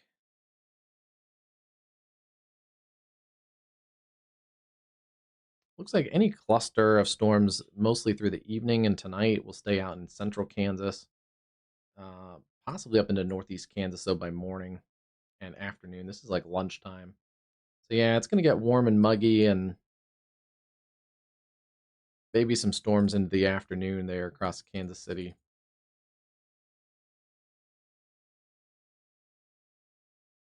But maybe a little bit more concentrated on Friday.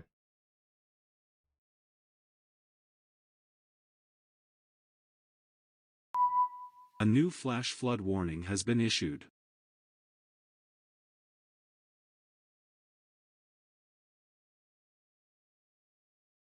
We'll have to watch any. There's a little bit kind of hinting at corridor storms across eastern Kansas, northeast Kansas, northern Missouri, into southern parts of Iowa tomorrow afternoon into the overnight, and then back in on Friday. Yeah, so potentially a couple rounds of storms, but not too severe.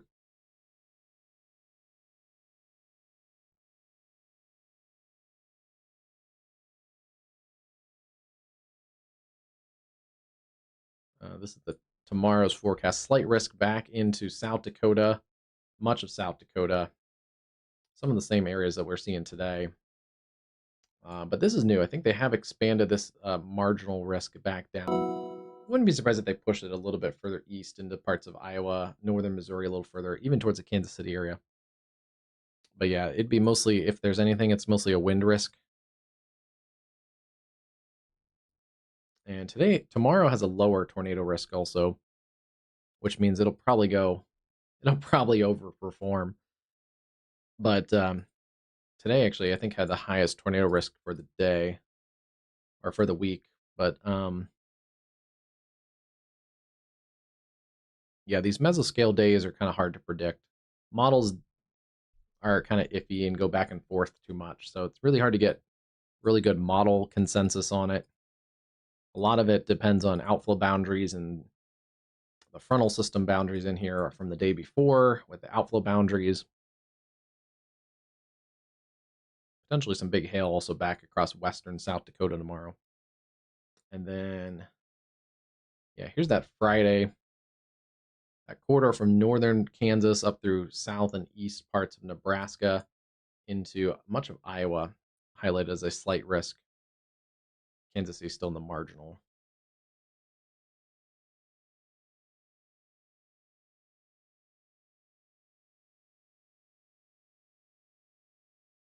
And that's new. They added a day 4 back into eastern parts of Montana and extreme western North Dakota. I would assume severe weather is also a possibility there in south central parts of Saskatchewan. Moose Jaw down towards Weyburn.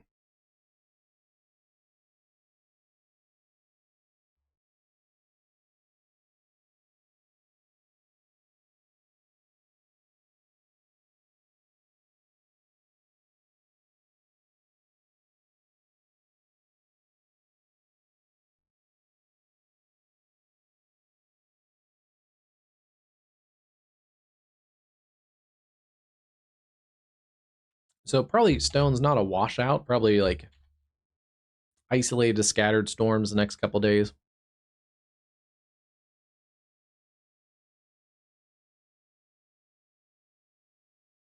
I don't think they don't think the Kansas City area you'd have to cancel any plans. Just make sure you stay weather aware if you're doing outdoor activities.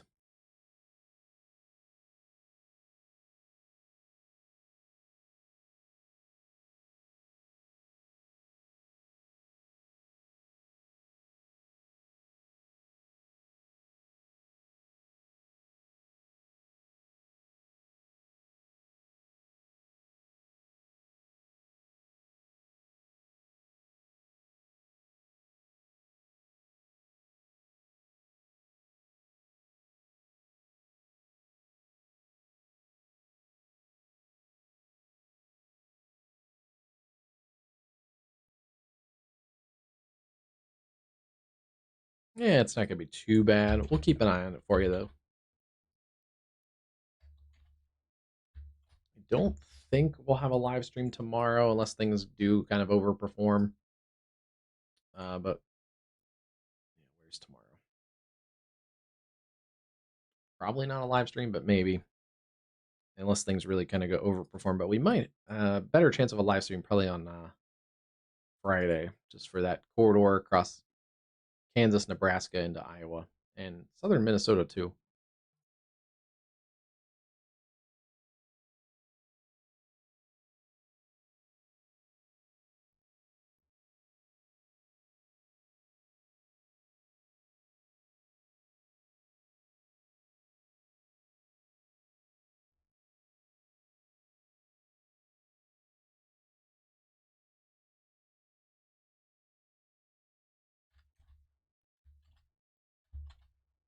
At least on that latest model data, I mean, I'll have to check actually and do a forecast, but um, kept most of the stronger clusters of storms north of KC. Take a look at our tornado warn storm.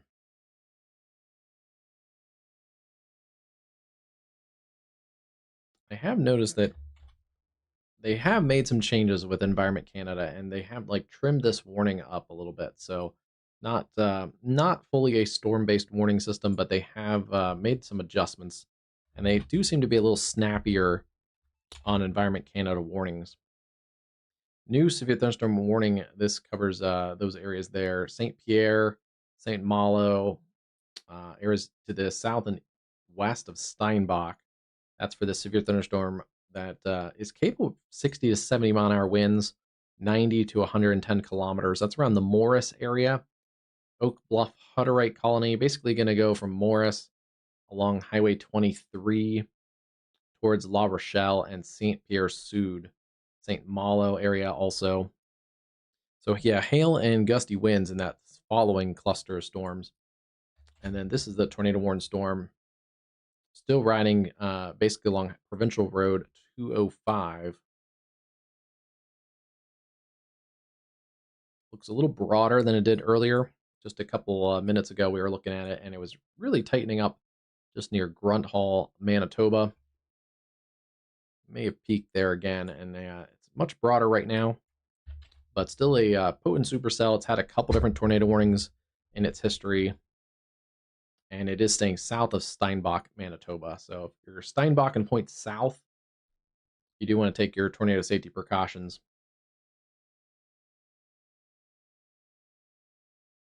From, I believe that was like basically, yeah, south side of Steinbach all the way down to north of Provincial Highway 403.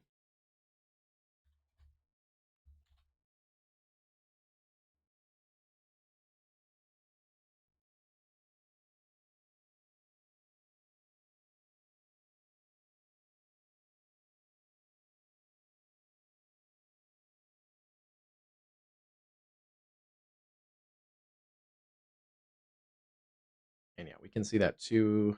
There's the shear detector, and shear has come up on that one.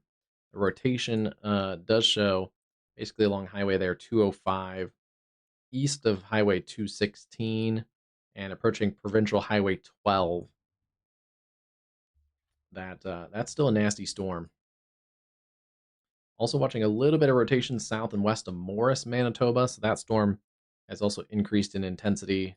That is the now severe warned storm. Yeah, but rotation has picked up just a little bit on that one too. I see there's a difference there between these two. This one has weak rotation. Oops, let's see. We don't have that on. There it goes. Yeah, there's the cell south of Morris, southwest of Morris. Has weak rotation. Picked up in intensity a little bit compared to the other cell. Stronger rotation there, east and southeast of Grunt Hall. But yeah, may have been a little bit stronger just a few minutes ago. A little bit broader, a little bit more of a shear line right now. So it's interesting to keep kind of comparing the radar products, and velocity matches the shear rate and the upticks and the downtrends. Speaking of uptrending, there is a storm that is not severe right now in extreme northeast parts of North Dakota. Just keep an eye on that one around Naish and Valhalla, right along the Canadian border. That's about to go into areas around Edinburgh, Manitoba, near the state line there.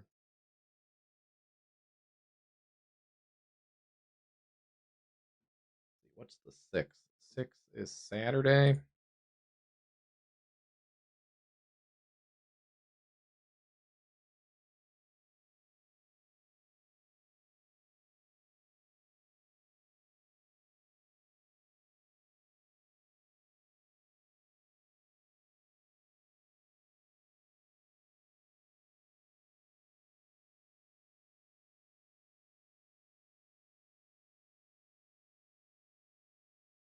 I have to look out a little further for Saturday. Let's see.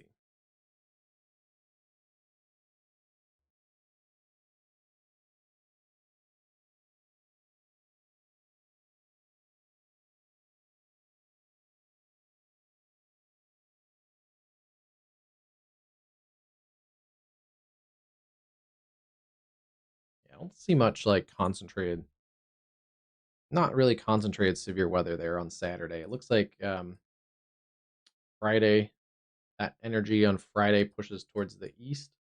So Saturday may get a little bit of severe weather. Southern Ontario into the northeast, the upper Ohio Valley. Wouldn't be surprised if we see eventually maybe at least a marginal or slight risk across that area. But yeah, Saturday back towards Kansas City looks a lot better. Maybe some isolated to scattered showers or storms, but and this model may be even overdoing it. We'll have to see as we get closer. Just kind of it looks like a typical summer day across this area. There's going to be some Gulf moisture return, so not a washout, but probably a percentage of some isolated to storm chance.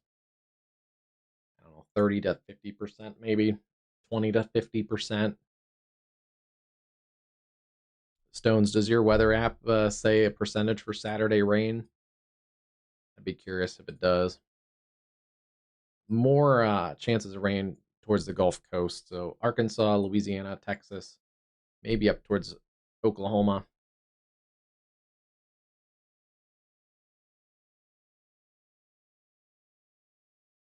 And then back up, there's the eastern Montana and Saskatchewan storms. So yeah, back up there, that would be the more the severe weather chance. And in the evening in Montana, looks like sometime between 4 and 7, early evening storms breaking out and then pushing east as a line, then probably weakening as it gets after dark into North Dakota.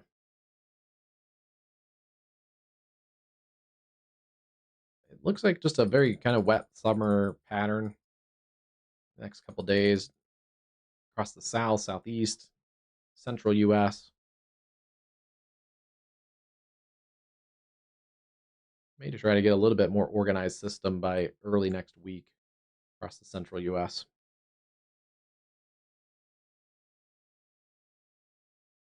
And there's those tropical systems back towards Mexico that may kind of wind up.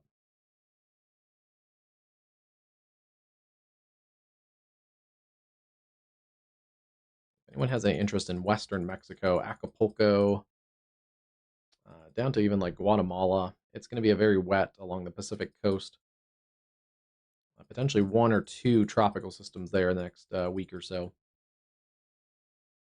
And also South Florida, there's going to be quite a bit of moisture, still kind of a lingering boundary. I've seen this on a few different models. Nothing probably organized, but going into like next week, middle of next week, there seems to be another hint at more tropical moisture coming up into South Florida, which actually wouldn't be the worst thing. And yeah, maybe some sort of low kind of developing in the Eastern Gulf.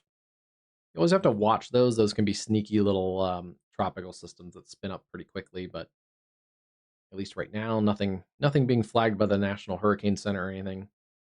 But Florida needs the rain, so this would be actually some beneficial rain. And if it does, that could work up into the southeast too, with some more beneficial rain across southern Georgia. And then we get into fantasy land, so I try not to bring the model out to that far.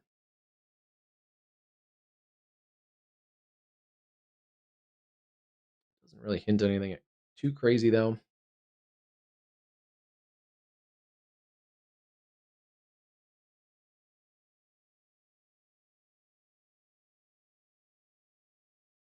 This is the GFS model, and sometimes in the summertime, and you'll see it on social media a lot, clickbait accounts, but the GFS tends to show hurricanes after like 200 to 300 hours. But it's not right now, so that's a good thing. But yeah, it's not as reliable once you get that far out. Okay, so yeah, that's probably a good call. Hey, look at that. This isn't even like a true forecast, and I said what, 30 to 50%? That's pretty good. Looking at one model versus a whole ensemble sort of situation.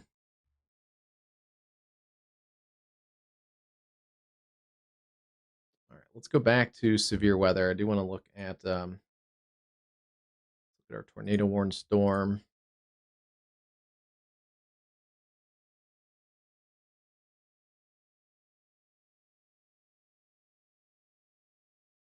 Still looking at that tornado warned storm south of Steinbach, Manitoba. It does look weaker, at least on the latest velocity scans than it did earlier. Wouldn't be surprised if it produced a quick tornado there south of Grunt Hall along Provincial Highway 205. There's a new warning, though. They are going to issue a new warning and continue that towards the east, towards the Davidson Wildlife Management Area, south and east of Steinbach, Manitoba. Continuing there for Hanover, Steinbach, Niverville, Grunt Hall. There's around basically that Highway 205. Yeah, it's going to continue basically paralleling Highway 205. And maybe starting to kind of form a new circulation there, just to the southeast of the old circulation. So yeah, it's going to continue. And then also seeing that storm, mostly a wind threat with a little bit of rotation still south of Morris, but that's mostly a wind risk.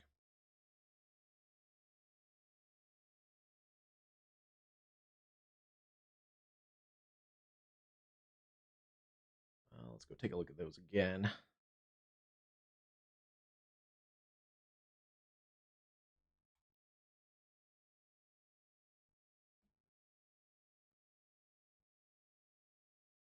Yeah, so that cell near Morris has come down a little bit in intensity. It still does bring a wind risk with some small hail.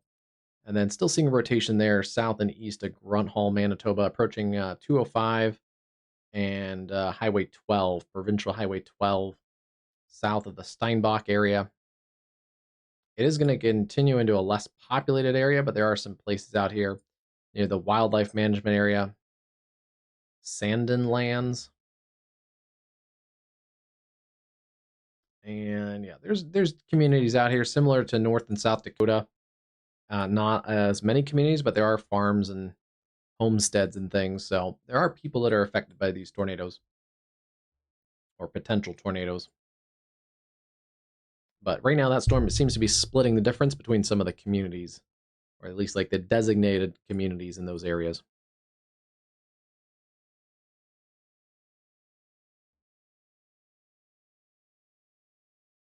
All right, back to US NexRad. Let's take a look and see anything new developing.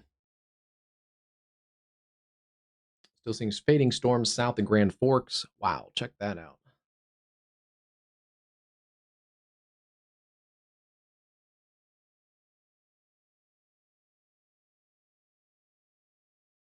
Beautiful sunset there in Grand Forks on the high plains.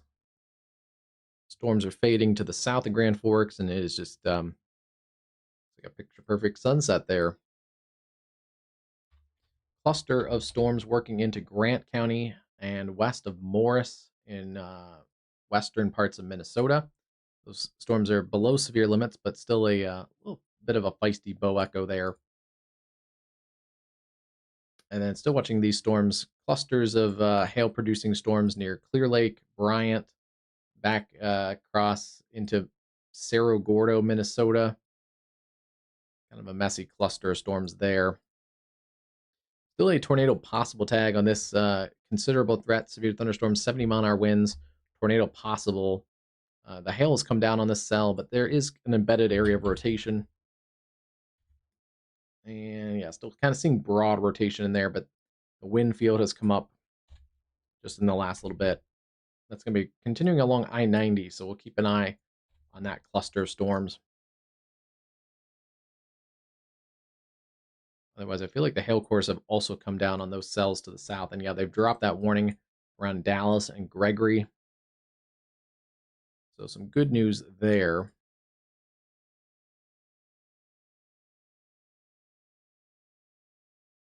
Still potentially here into southern parts of South Dakota, north central Nebraska. There could be some small hail in pockets in these cells.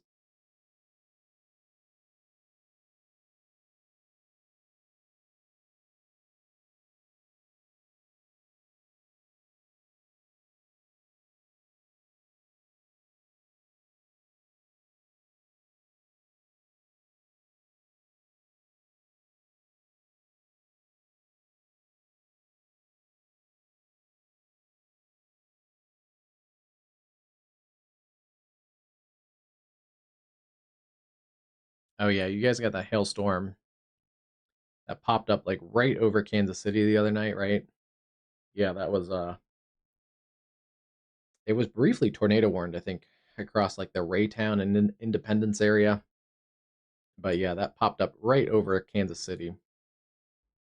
I saw it when I woke up after a couple hours of sleep, and I was like, "Oh, we did not see that one coming." Well, we knew there was a potential of storms popping up, but when I closed the stream that day, there was nothing really on radar, so that one came up and kind of blew up out of nowhere. They've extended this considerable threat warning to the east. Considerable threat, severe thunderstorm warning. It's a big warning, so it covers parts of a bunch of counties: Davidson, Sanborn, Aurora, Charles Mix, Gerold, Minner, Douglas, Hanson, and Brule counties in southeast, south central South Dakota. They have updated the speed. It is moving east at 45 near Plankinton or 8 miles southeast of Grass Ranch Colony. Public reports of 69-mile-an-hour wind gusts 1 mile east-northeast of White Lake. So it looks like we've had some confirmed 70-mile-an-hour gusts in here. Yeah, there it is around Plankinton. So it's approaching areas around Mitchell, Plano, Letcher, and Stinkney. Yeah, Stinkney, South Dakota.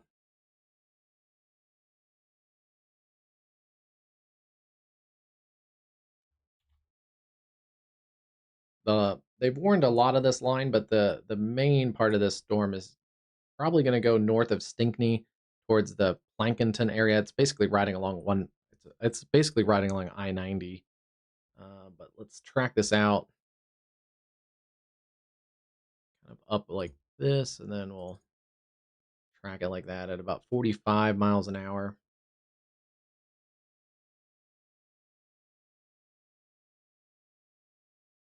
Puts it Mitchell in about 18 minutes or so.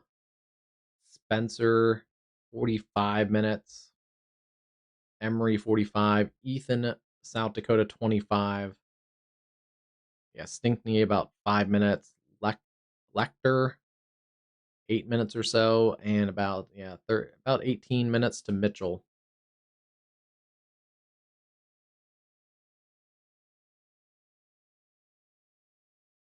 So there's your times of arrival there.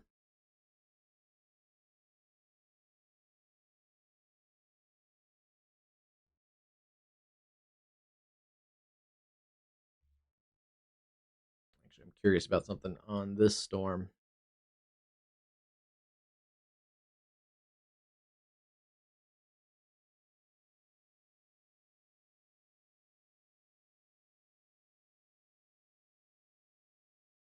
Okay, yeah. Good news is there's no really designated places east of the southeast of Steinbach, Manitoba. It is going to get into that area there in the provincial state forest, I think that was. But yeah, the wildlife management area, Watson Davidson Wildlife Refuge. But rotation in there, anywhere in and around that wildlife management area, you do need to take your tornado safety precautions there into north or southern Manitoba.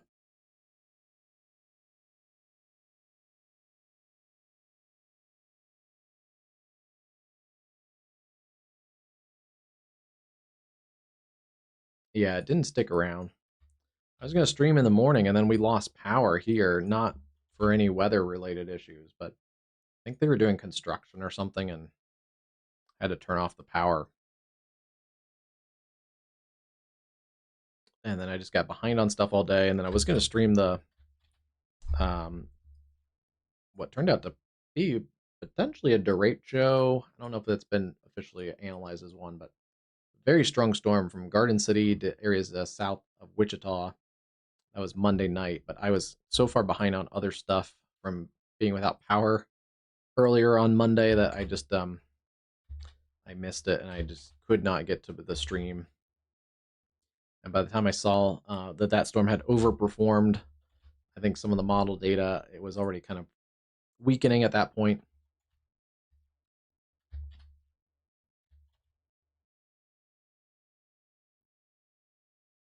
We'll see if this one continues to pick back up. It's a little bit more organized than it was earlier.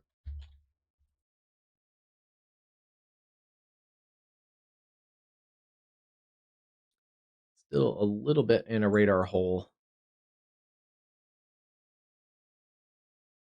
Yeah, it's still out at like 12,000 feet from the radar. And okay, getting a little bit better data out of Sioux Falls. It is moving towards Sioux Falls generally. So we get a little bit better radar data, about 8,000 feet.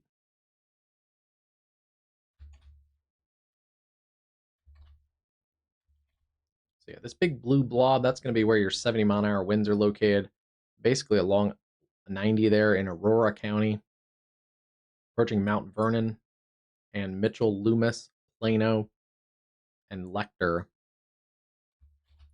Like, yeah, the strongest winds are probably just along and just north of 90.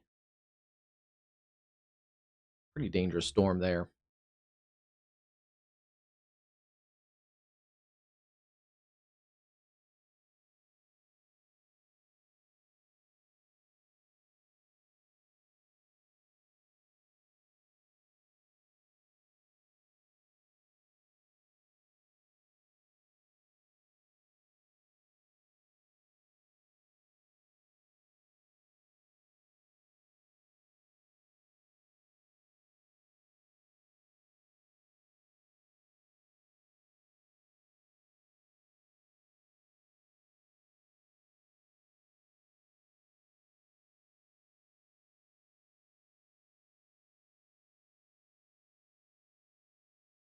Looks like they are going to drop the tornado warning in Manitoba. and replace that with a severe thunderstorm warning, which is probably accurate. It does look like that circulation, at least on the radars that we're looking at here, it does look like that weakened and broadened back out. So, yeah, it looks like Environment Canada is being a little more proactive with their warnings, because in the past they've kept warnings out like hours and stuff, and they've had bigger warnings, much bigger warnings than they've needed, or sometimes slow and not warned enough.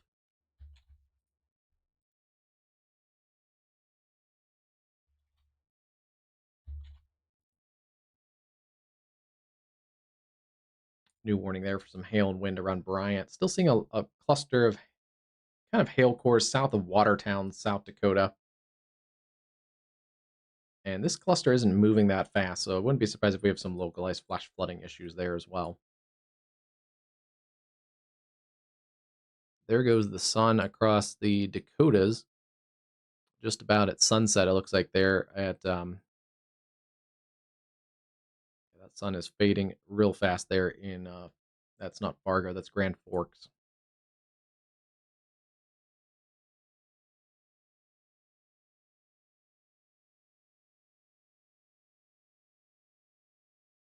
And then downtown Fargo, you can see some sun filtering through the building still, drying out the pavement a little bit, as this was a wet scene a little bit ago at the Fargo Civic Plaza.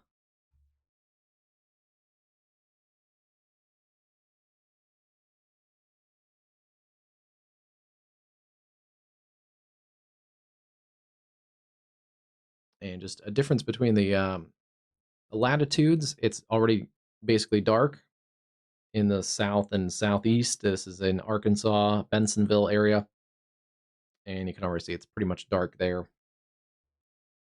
Stays light this time of year, much lighter across the northern tier.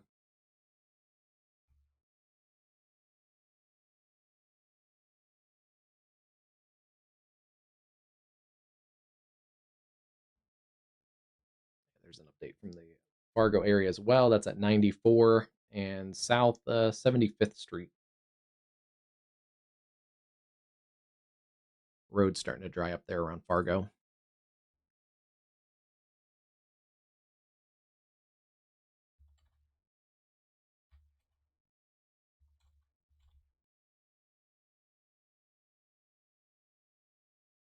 Oh, I forgot to answer Stone's question there. Discord. I do not have the Discord up yet. I was actually working on that the other day, and so we should have a Discord up fairly soon. I have a little bit more work to do. Maybe, I don't know. I don't want to promise it, but maybe by the end of next week.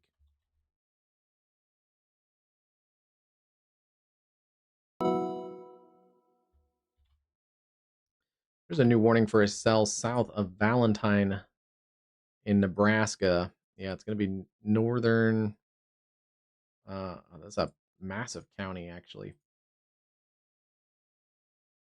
Parts of east central Cherry County in north central Nebraska, 8 miles southeast of Valentine National Wildlife Refuge. Moving northeast to 10, $half size hail. Yeah, this storm has come up in intensity some just in the last couple minutes. A little more organized than it was earlier.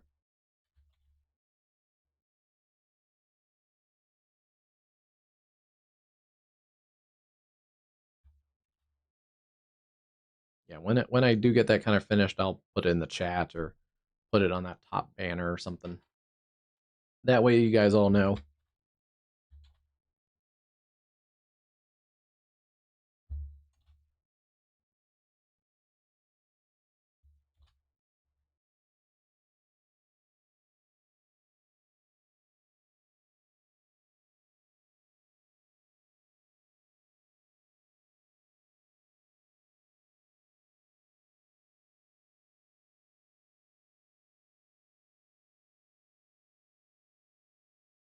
That cell in Morris, Minnesota is fading pretty fast.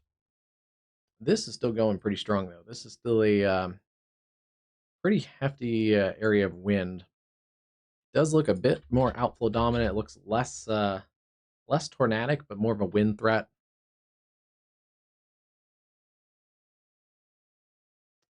not the right tool. Let's go back to the line tool.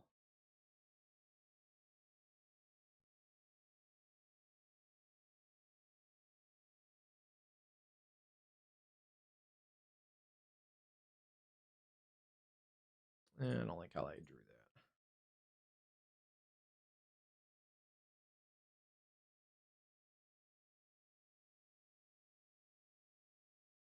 All right, there's some of the new towns. Yeah, Lecter, it's about right now. Coming up next, Mitchell in about 12 minutes, Alexandria 28, Howard 35, Spencer 37, and Winfred 46. You guys out there towards Spencer don't have a warning yet, but just something to keep your eye on. You're headed out right now to the warning polygon. It ends about 15 minutes or so. It'll get through the Mitchell area in South Dakota. A little less tornadic right now, but mostly a big blob of damaging winds.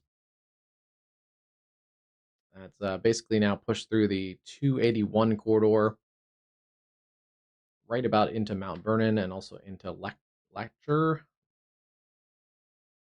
and approaching areas around South Dakota Highway 37. That's also the Mitchell area.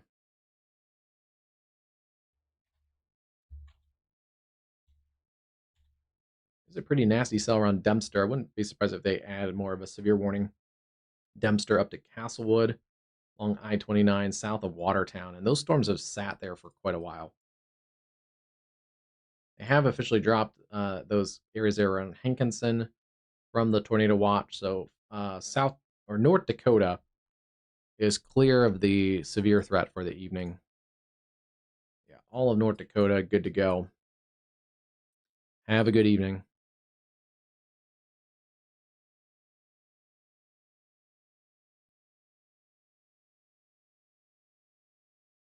There's that setting sun, the last light across the Grand Forks area, looking west there from the University of North Dakota. Beautiful sunset tonight.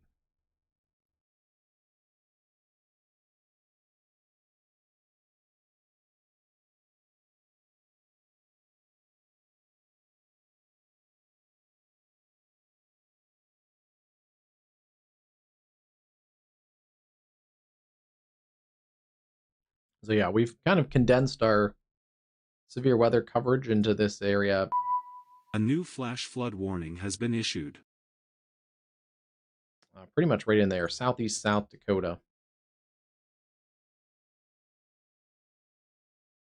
Yeah, because there are some strong storms still in New Mexico. We've lost a lot of the warnings, but there is a new flash flood warning there. This is around Las Cruces, New Mexico. A couple inches of rain. That's going to be bad for flooding with yeah, storms still kind of sitting there. Oh yeah, there's outflow boundary interactions. You can see some outflow boundaries going different ways.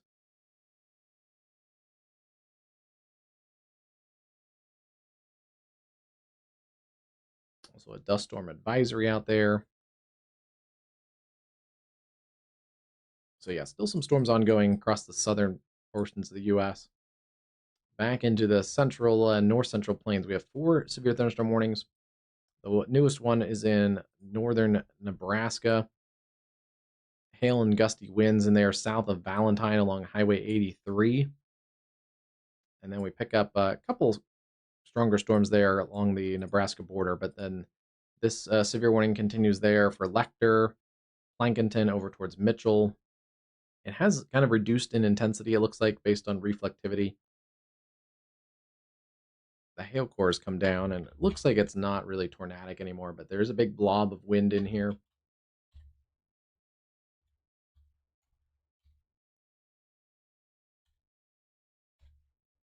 So we'll keep an eye on it. You can see it's also surging out a little bit on the reflectivity as well.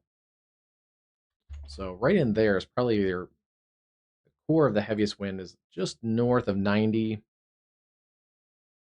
Lecter, Loomis, Plano, and probably the north sides of Mitchell in South Dakota. That would be the area I'm most concerned about for some really damaging winds in there, 65 to 75 miles an hour. And then wouldn't be surprised if we get some flood warnings with some strong storms there from Clark through the Watertown area to Goodwin, Clear Lake, Dempster. Wouldn't be surprised if they drop that severe warning there around Cerro Gordo, Minnesota. Looks like those storms have weakened below the severe limits.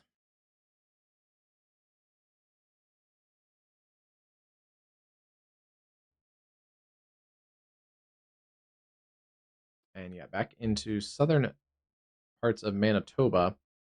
One stronger storm that's popped up recently is over areas to the southeast of Sandy Bay in southern Lake Manitoba. Keep an eye on that cell. But the cell that was tornado warned that went south of Steinbach near the Grunt Hall area is still being warned severe. But yeah, rotation has backed off on that one. Much stronger rotation earlier along Highway 205, yeah, Provincial Highway 205 in southern Manitoba. See, not really much greens and reds touching each other. A lot of gray in there. Where earlier we had a pretty distinct area of green and red. This is earlier where we had greens going towards the radar, reds going away, and potential tornado would tuck up in there. We don't have that anymore. It's still a strong thunderstorm, but it is more outflow driven. Potentially still some hail in there and gusty winds, as well as some of those cells that are now pushing east of Morris. Wouldn't be surprised if a couple of those have some gustier winds as well. But yeah, and then this is clearing away from Winnipeg, so I think we noted that earlier that between the 9 to 10 o'clock time frame, things would be east of the Winnipeg area, and it does look like mostly the case, except for that area along southern Lake Manitoba with some feistier storms there. But it should generally relax across the Winnipeg area. Pretty much done for that severe threat.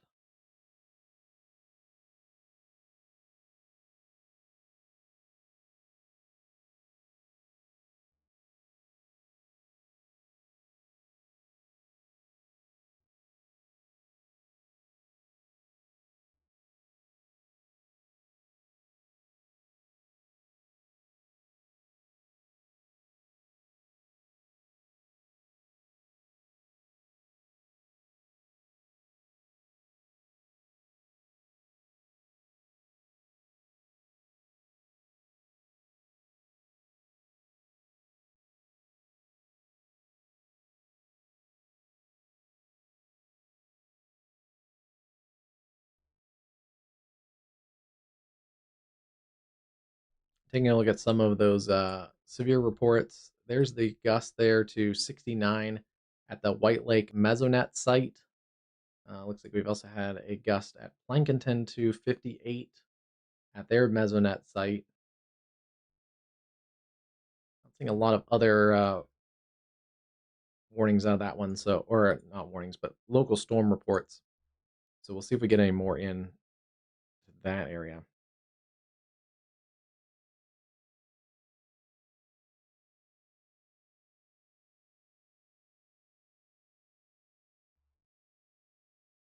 Otherwise, there's our tornado reports from earlier near Ideal.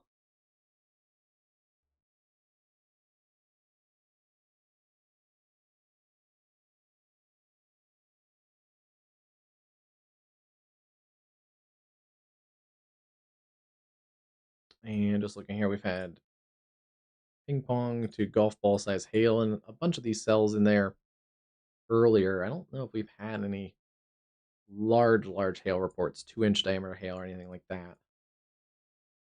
So some good signs there. Some hail across the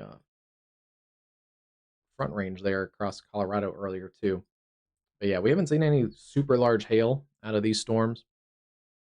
That should be the trend as they continue to work towards the east.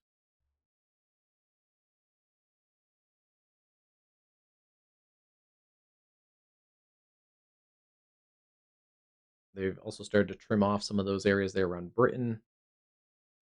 Brown County, Falk County, Edmonds, and McPherson counties in South Dakota. They've trimmed off also some of those counties there west of Fort Thompson.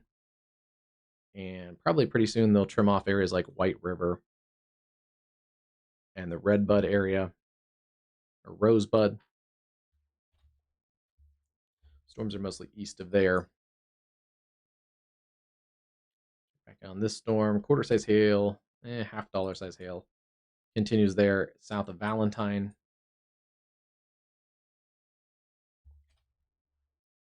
There's that big surge of wind in there approaching the Lecter area. Highway 37, Artesian, Plano, and Mitchell, South Dakota are next in line. Looking a little closer, Loomis, Plano, Lecter. That's a pretty dangerous cluster storm still. Not a widespread severe day, but we do have still some pretty nasty storms.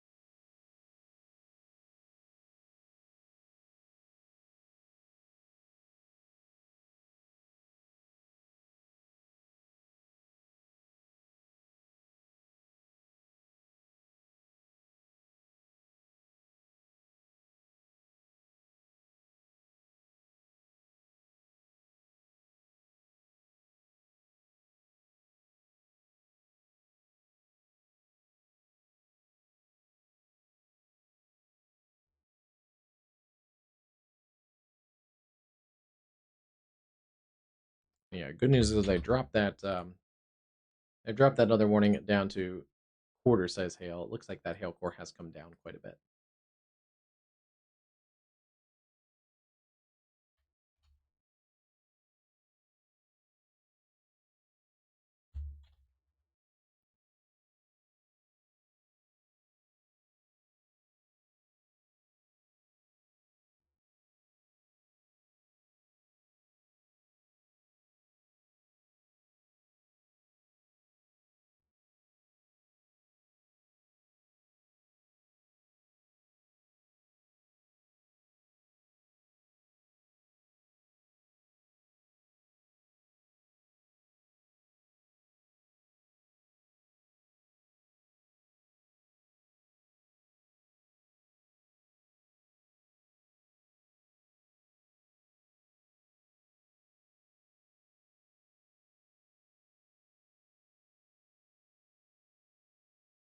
That one observed tornado across the South Dakota area may be the only tornado.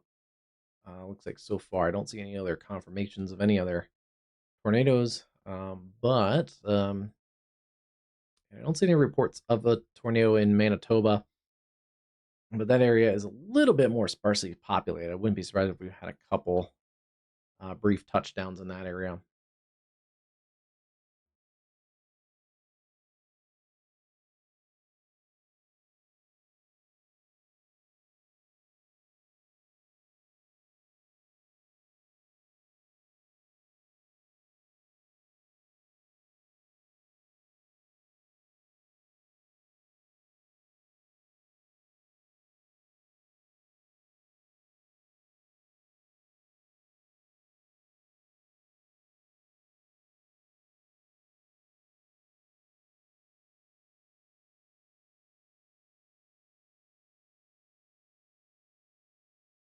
Hey, Cruz, how's it going?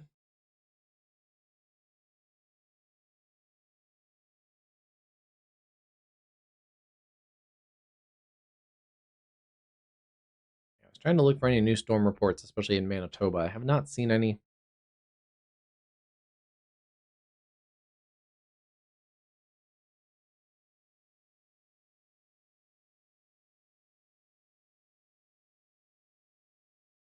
Yeah, we don't get as I don't think quick of reports. There's usually not as many chasers or storm spotters up there. We did get a new advisory for Tropical Storm Amanda. Let me check that real quick.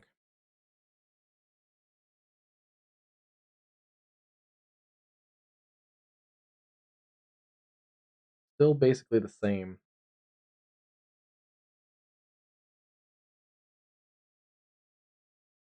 Yeah, Watertown, South Dakota. Let's take a look. You guys have had those storms just to your south for quite a while this evening. There are more storms. Right now, they are not severe back across areas southwest of Watertown. Pull up the next rad. Yeah. General storms back towards Henry, Clark, Willow Lake right now. They've actually come down in intensity just a little bit. But yeah, south and east of Watertown, that's where there's this corridor of storms. Strong, marginally severe storms. Lake Norden, Dempster, Castlewood, up towards Clear Lake.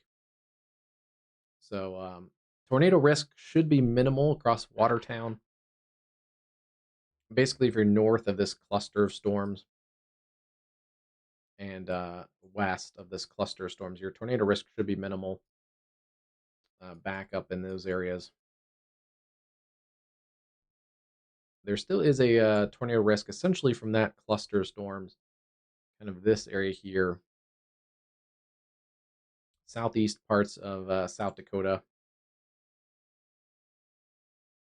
Let's check those surface observations too.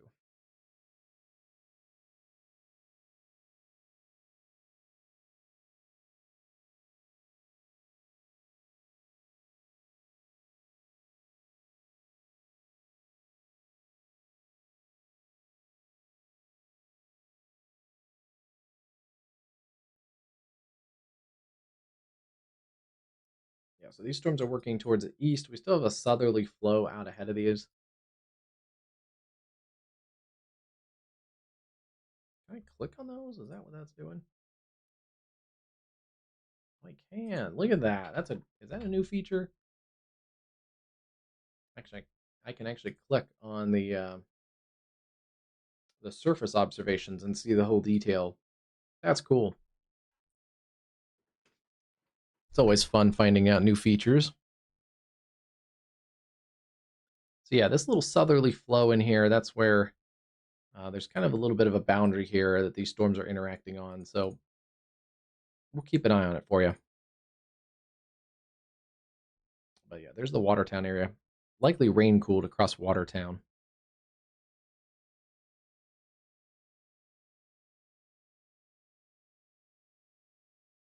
Yeah, 65.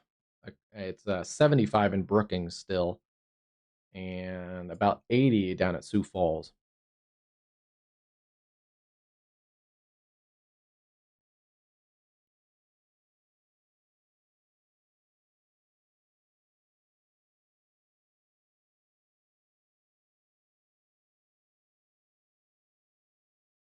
This cluster of storms is generally sagging to the south. It's not really moving towards Watertown, except for some of these kind of general storms back across the 212 corridor.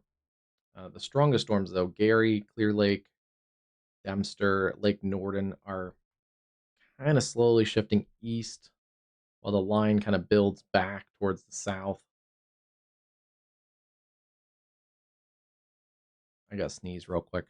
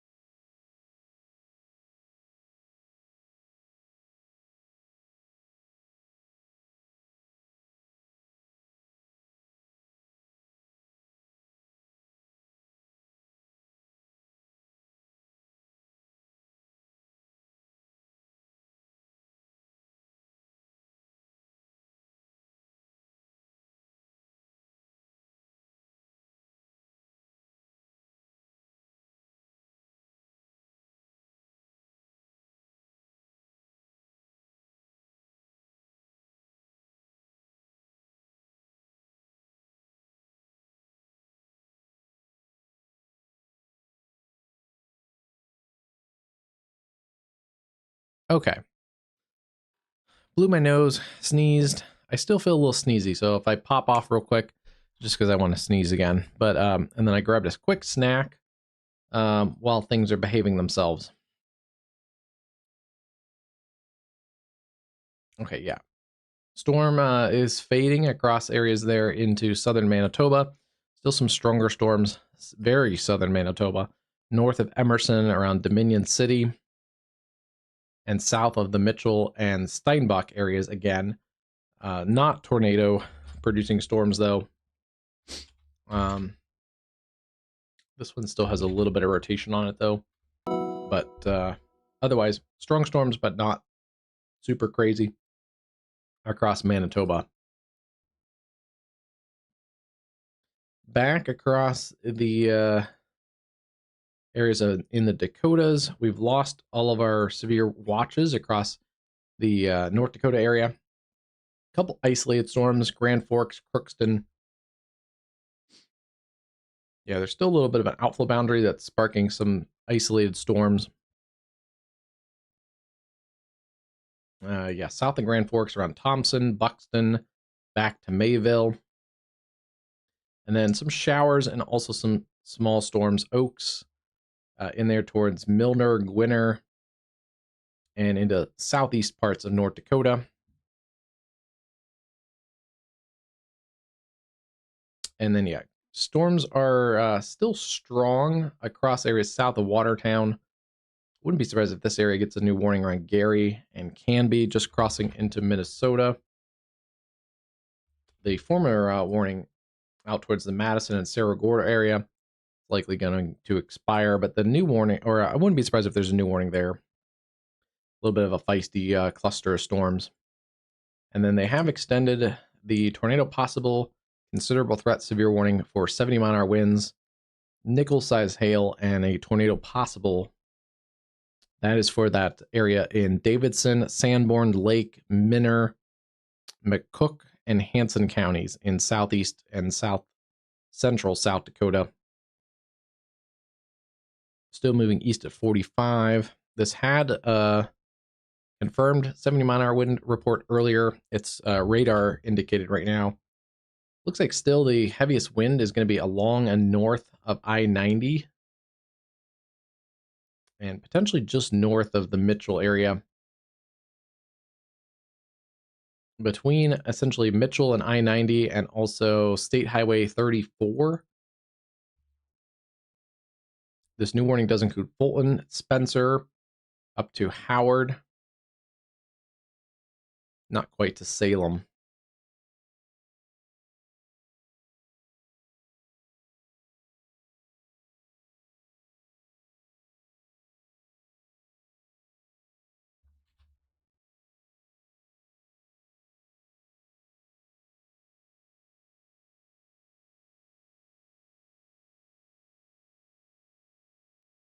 You can see the Sioux Falls area just in the bottom right of the screen. This is still pretty far west of Sioux Falls at the moment, but we'll keep an eye on you guys.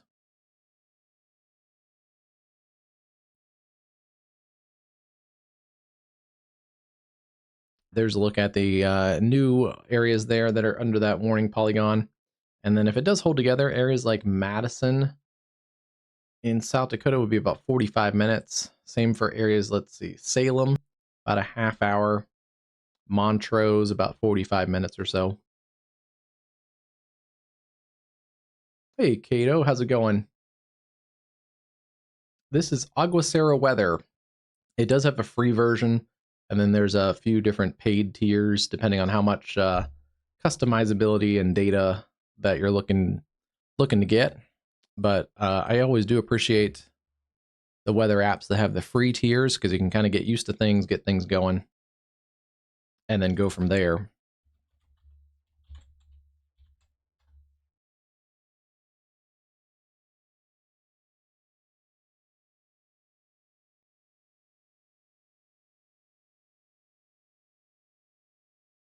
Yeah, free gets you quite a bit. Definitely, it's definitely most of the stuff you see here, or quite a few of it, is available on the free version.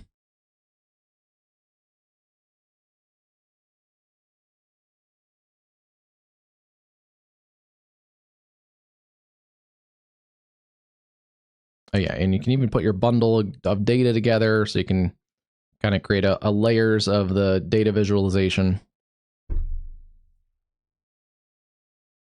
And the satellite NexRad, MRMS, and all that. The weather models,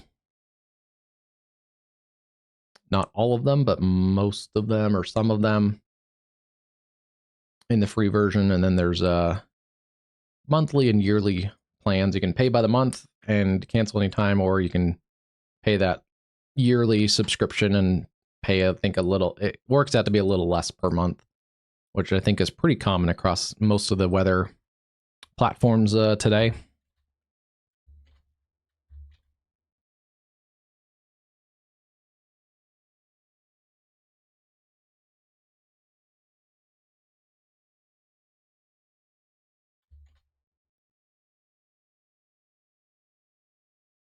Yeah, still seeing that wind in here. Artesian down to Plano. That's going to be basically riding along that 34 corridor, sticking just north of I-90. So heads up there, Howard down to Spencer in the next couple minutes. The storm does look like it's put out a little bit of an outflow boundary, just seeing that on the velocity scan, but also in the reflectivity. Should be a good sign. That means it's less of a tornadic threat. This is rain-cooled air that's coming down from the thunderstorm, surging out. Yeah, I can do tilts and stuff too. We can do some cool stuff. If you want more of that like cinematic look. I should do that more because it helps. If I tilt a little bit, you can see some of those storms back up there by the Clear Lake area too.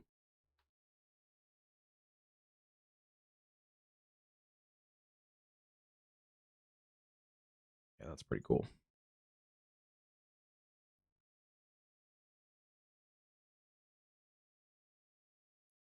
Have it like fully tilted around. I did notice a cool thing is if I get it, when I was playing with tilts earlier, if I get it like close to the original tilt, it'll see it. It just kind of snaps back.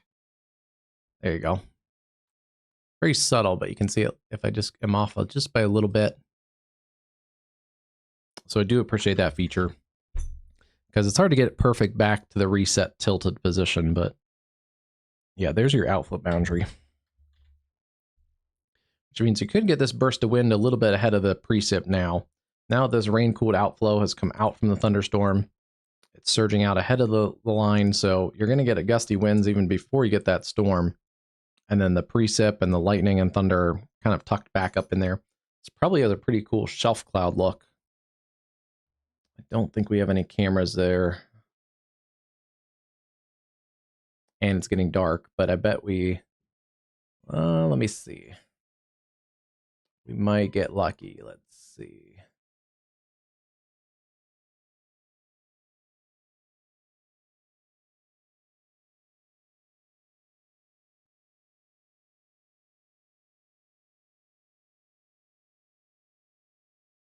I do have a camera fairly close, but it is getting a little bit too dark to see the...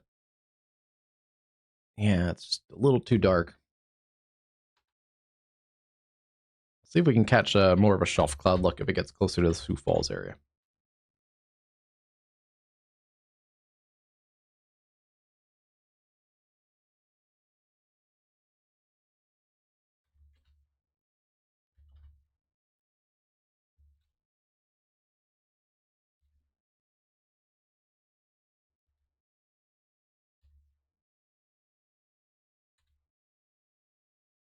A little surprised this cell doesn't have a warning near Canby, Minnesota.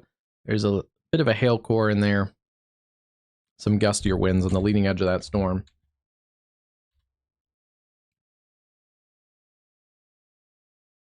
Yeah, it's a broad mesocyclone. We're seeing mid-level rotation.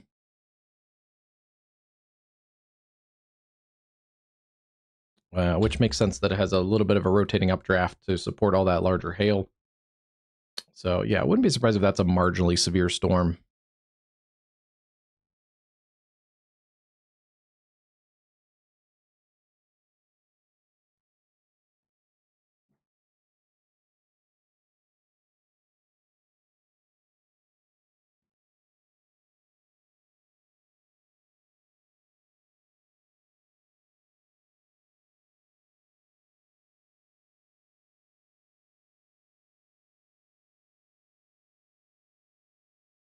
Okay, yeah, that makes sense. That area does have a special weather statement for actually about nickel-sized hail and then 50-mile-an-hour winds.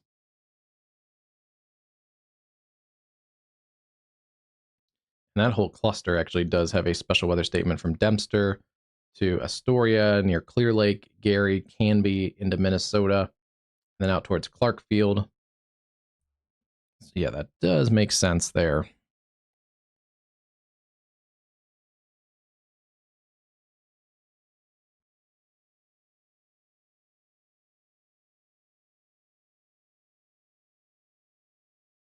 I was just gonna check in on that one storm in parts of northern Nebraska, and they've dropped that warning. So good sign there. Still a couple flash flood warnings into southern New Mexico. There are a number of storms around this Las Cruces area. A couple inches of rain, and it looks like storms are lingering. So definitely heed any flash flood warnings. If you have to, get to dry ground below the waters coming up. And there's flash flood watches across areas around Pecos in western Texas. That goes another 3 hours or so. Wouldn't be surprised if they continue those. There could be some flash flood watches across the south and Texas and Louisiana. The next few days, getting rounds of rain.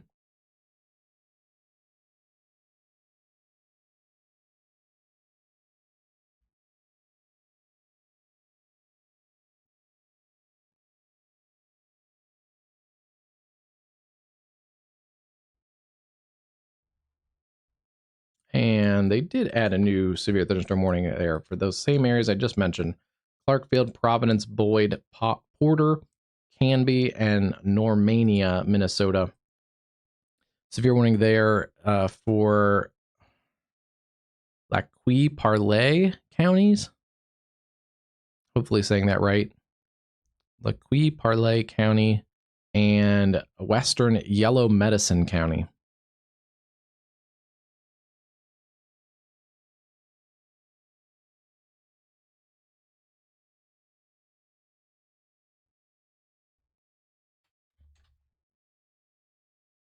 And these storms don't look as impressive on the reflectivity. When you go over to the velocity scan, though, you see these brighter blue colors. We're still a little further from the radar, so it's going to be a little bit elevated, but there's pockets in here that are still probably in that 65 to 70 mile an hour range.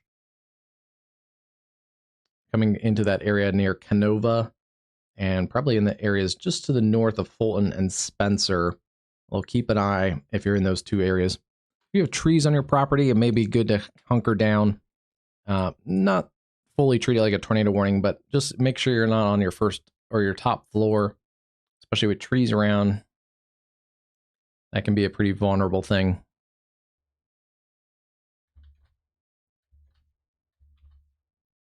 But yeah, in general, those storms are starting to trend downward and not really a tornado threat either.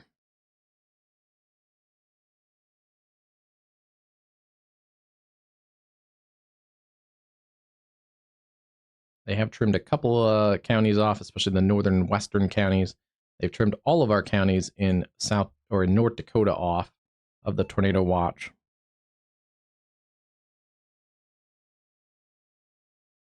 And yeah, they're continuing and extending that severe thunderstorm warning. They have dropped it down to 60 mile an hour winds, which is probably accurate because we are still a decent ways away up. Yeah, we're still about 60 miles from the radar site.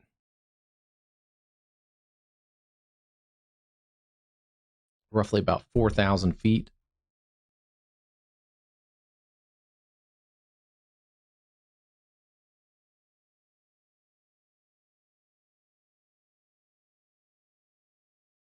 So yeah, some of this could be reaching the ground in the 60 to 65 mile range, but it's probably not to the level that it was earlier as a considerable threat severe thunderstorm.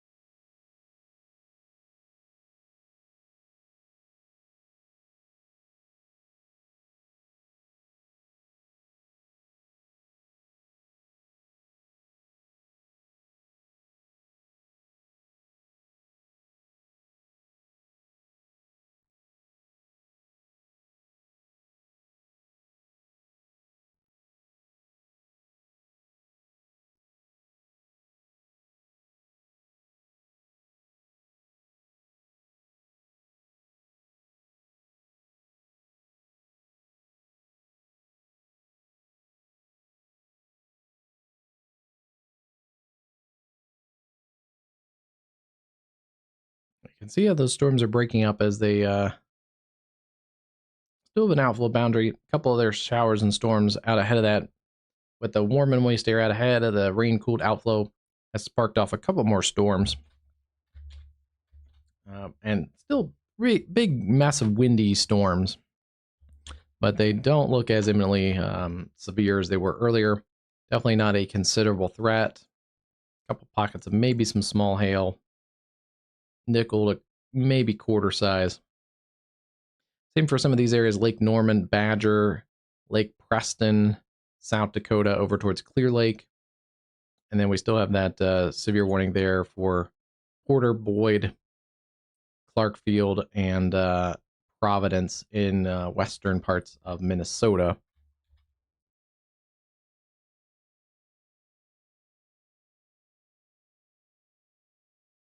Looking at a couple other storms.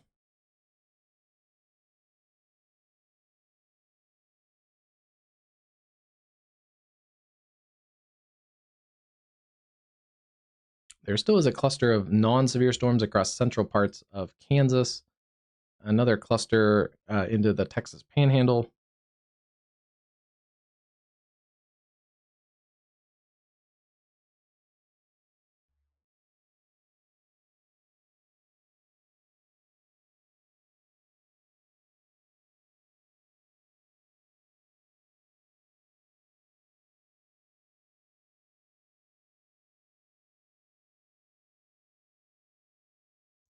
Bunch of clusters of storms today. Not severe, but I wouldn't be surprised if you got a warning or two out of those. A couple of feistier storms in that cluster.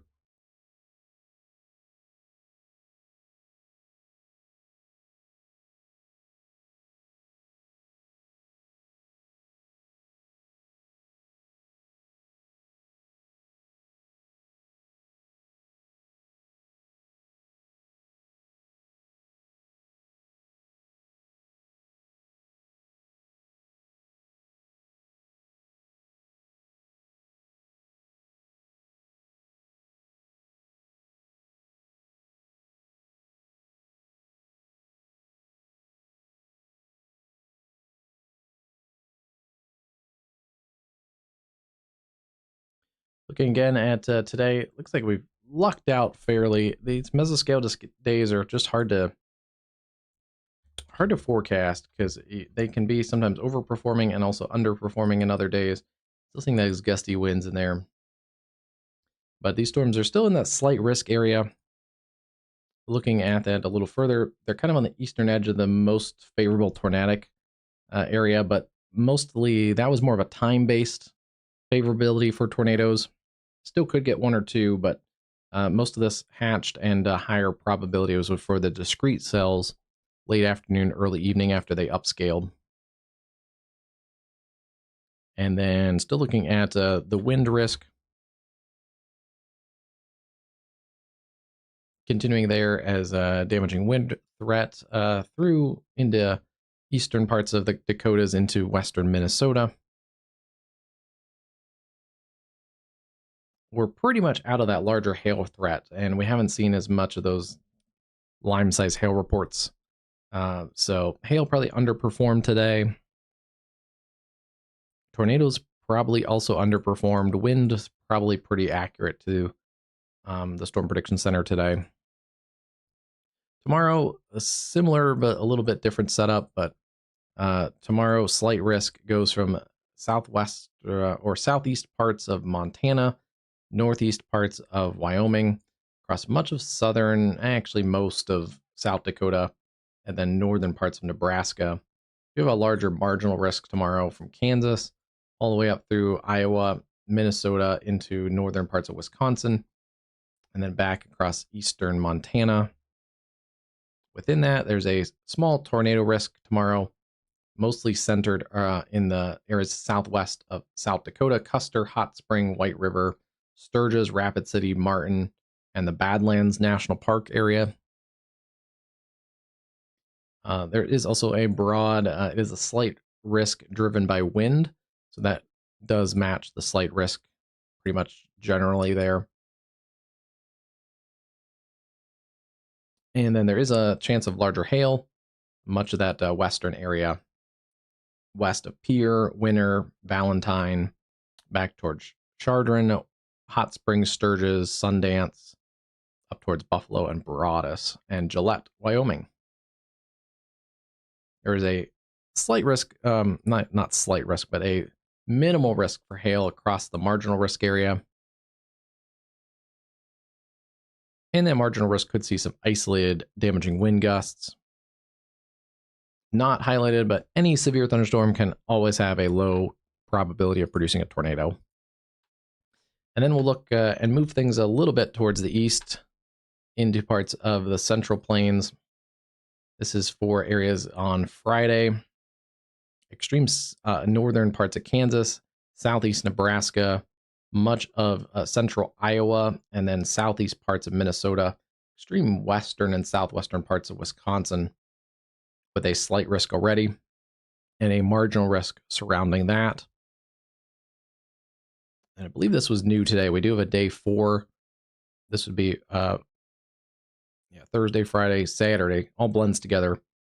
But yeah, day 4 on Saturday. I keep thinking today is later in the week than it is, but it's been a busy week. But yeah, there's a risk for Saturday, basically northeastern Montana, western North Dakota around the Williston area, and then not shown on the Storm Prediction Center, but likely extending up into areas in south central Saskatchewan, Moose Jaw, Weyburn, Estevan, some of those areas north of the border.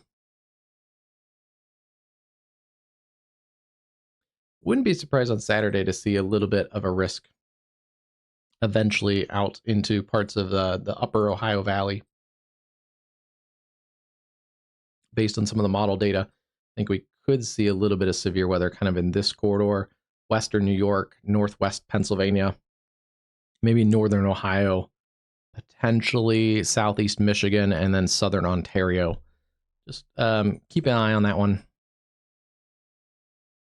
And then there is kind of a disorganized low pressure in the Gulf, and that's going to shift essentially onto the Gulf Coast. If it somehow in the next couple of days did get more organized, could be a severe risk marginally along the Gulf South, especially like southeast Texas into southern Louisiana. That's a big though if that Gulf low did get a little more organized.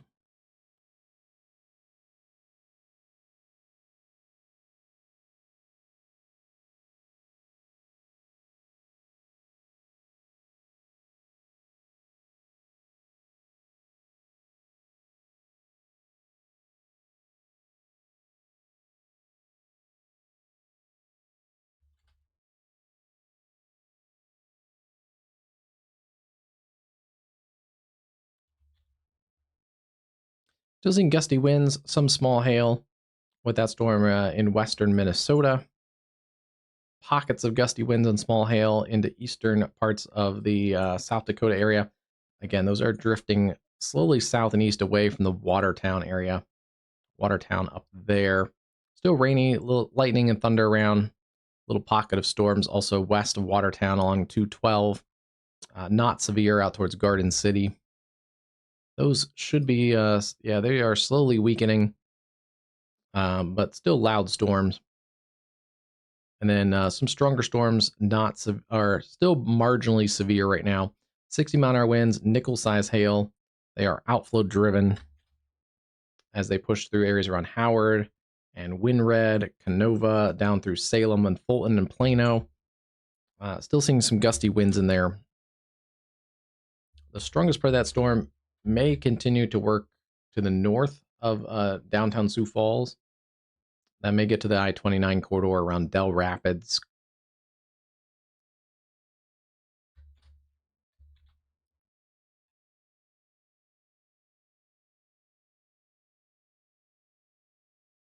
Yeah, continuing that warning there for areas around Providence, Clarkfield, and Boyd. But I think we'll wrap things up. This tornado watch ends in another 45 minutes or so. I don't anticipate they will extend another tornado watch. There is also no mesoscale discussion currently active. Let me double check. Yeah, no mesoscale discussion currently active about extending a new watch.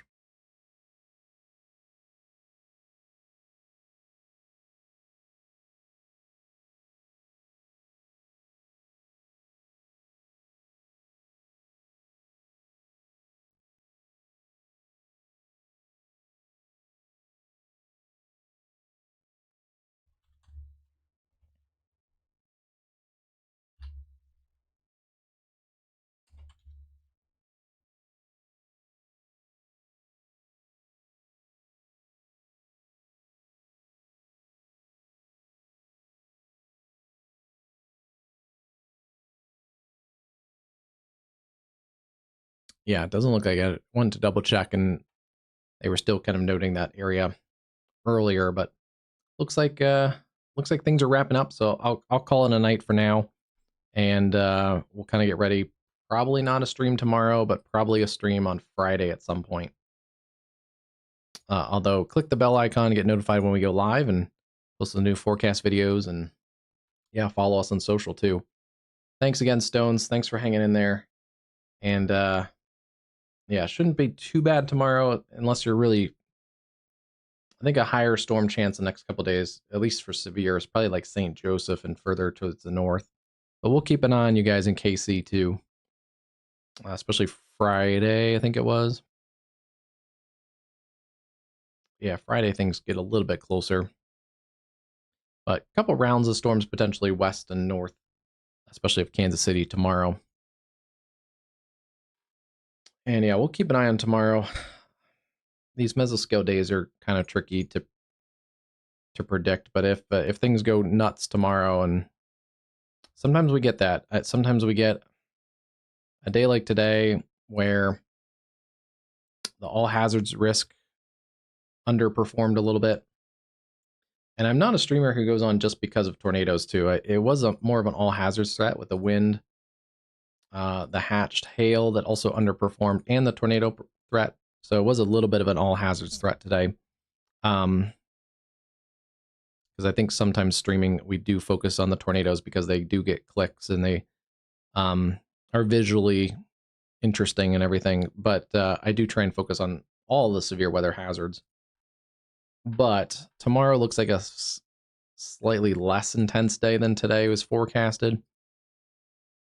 And yeah, sometimes that overperforms. If that overperforms, then we'll hop on. So otherwise, stay safe. Have ways to get warnings. Your phone alerts turned on. No weather radio. Those are good options. And even after this tornado watch expires, there still is a low chance of a tornado today. Although it pretty much cuts off there into eastern parts of South Dakota. But anywhere there's these severe storms in the evening, there is a low chance of a tornado, especially in kind of this area here. So stay safe, everyone. Have a great night, and we'll see you on the next one.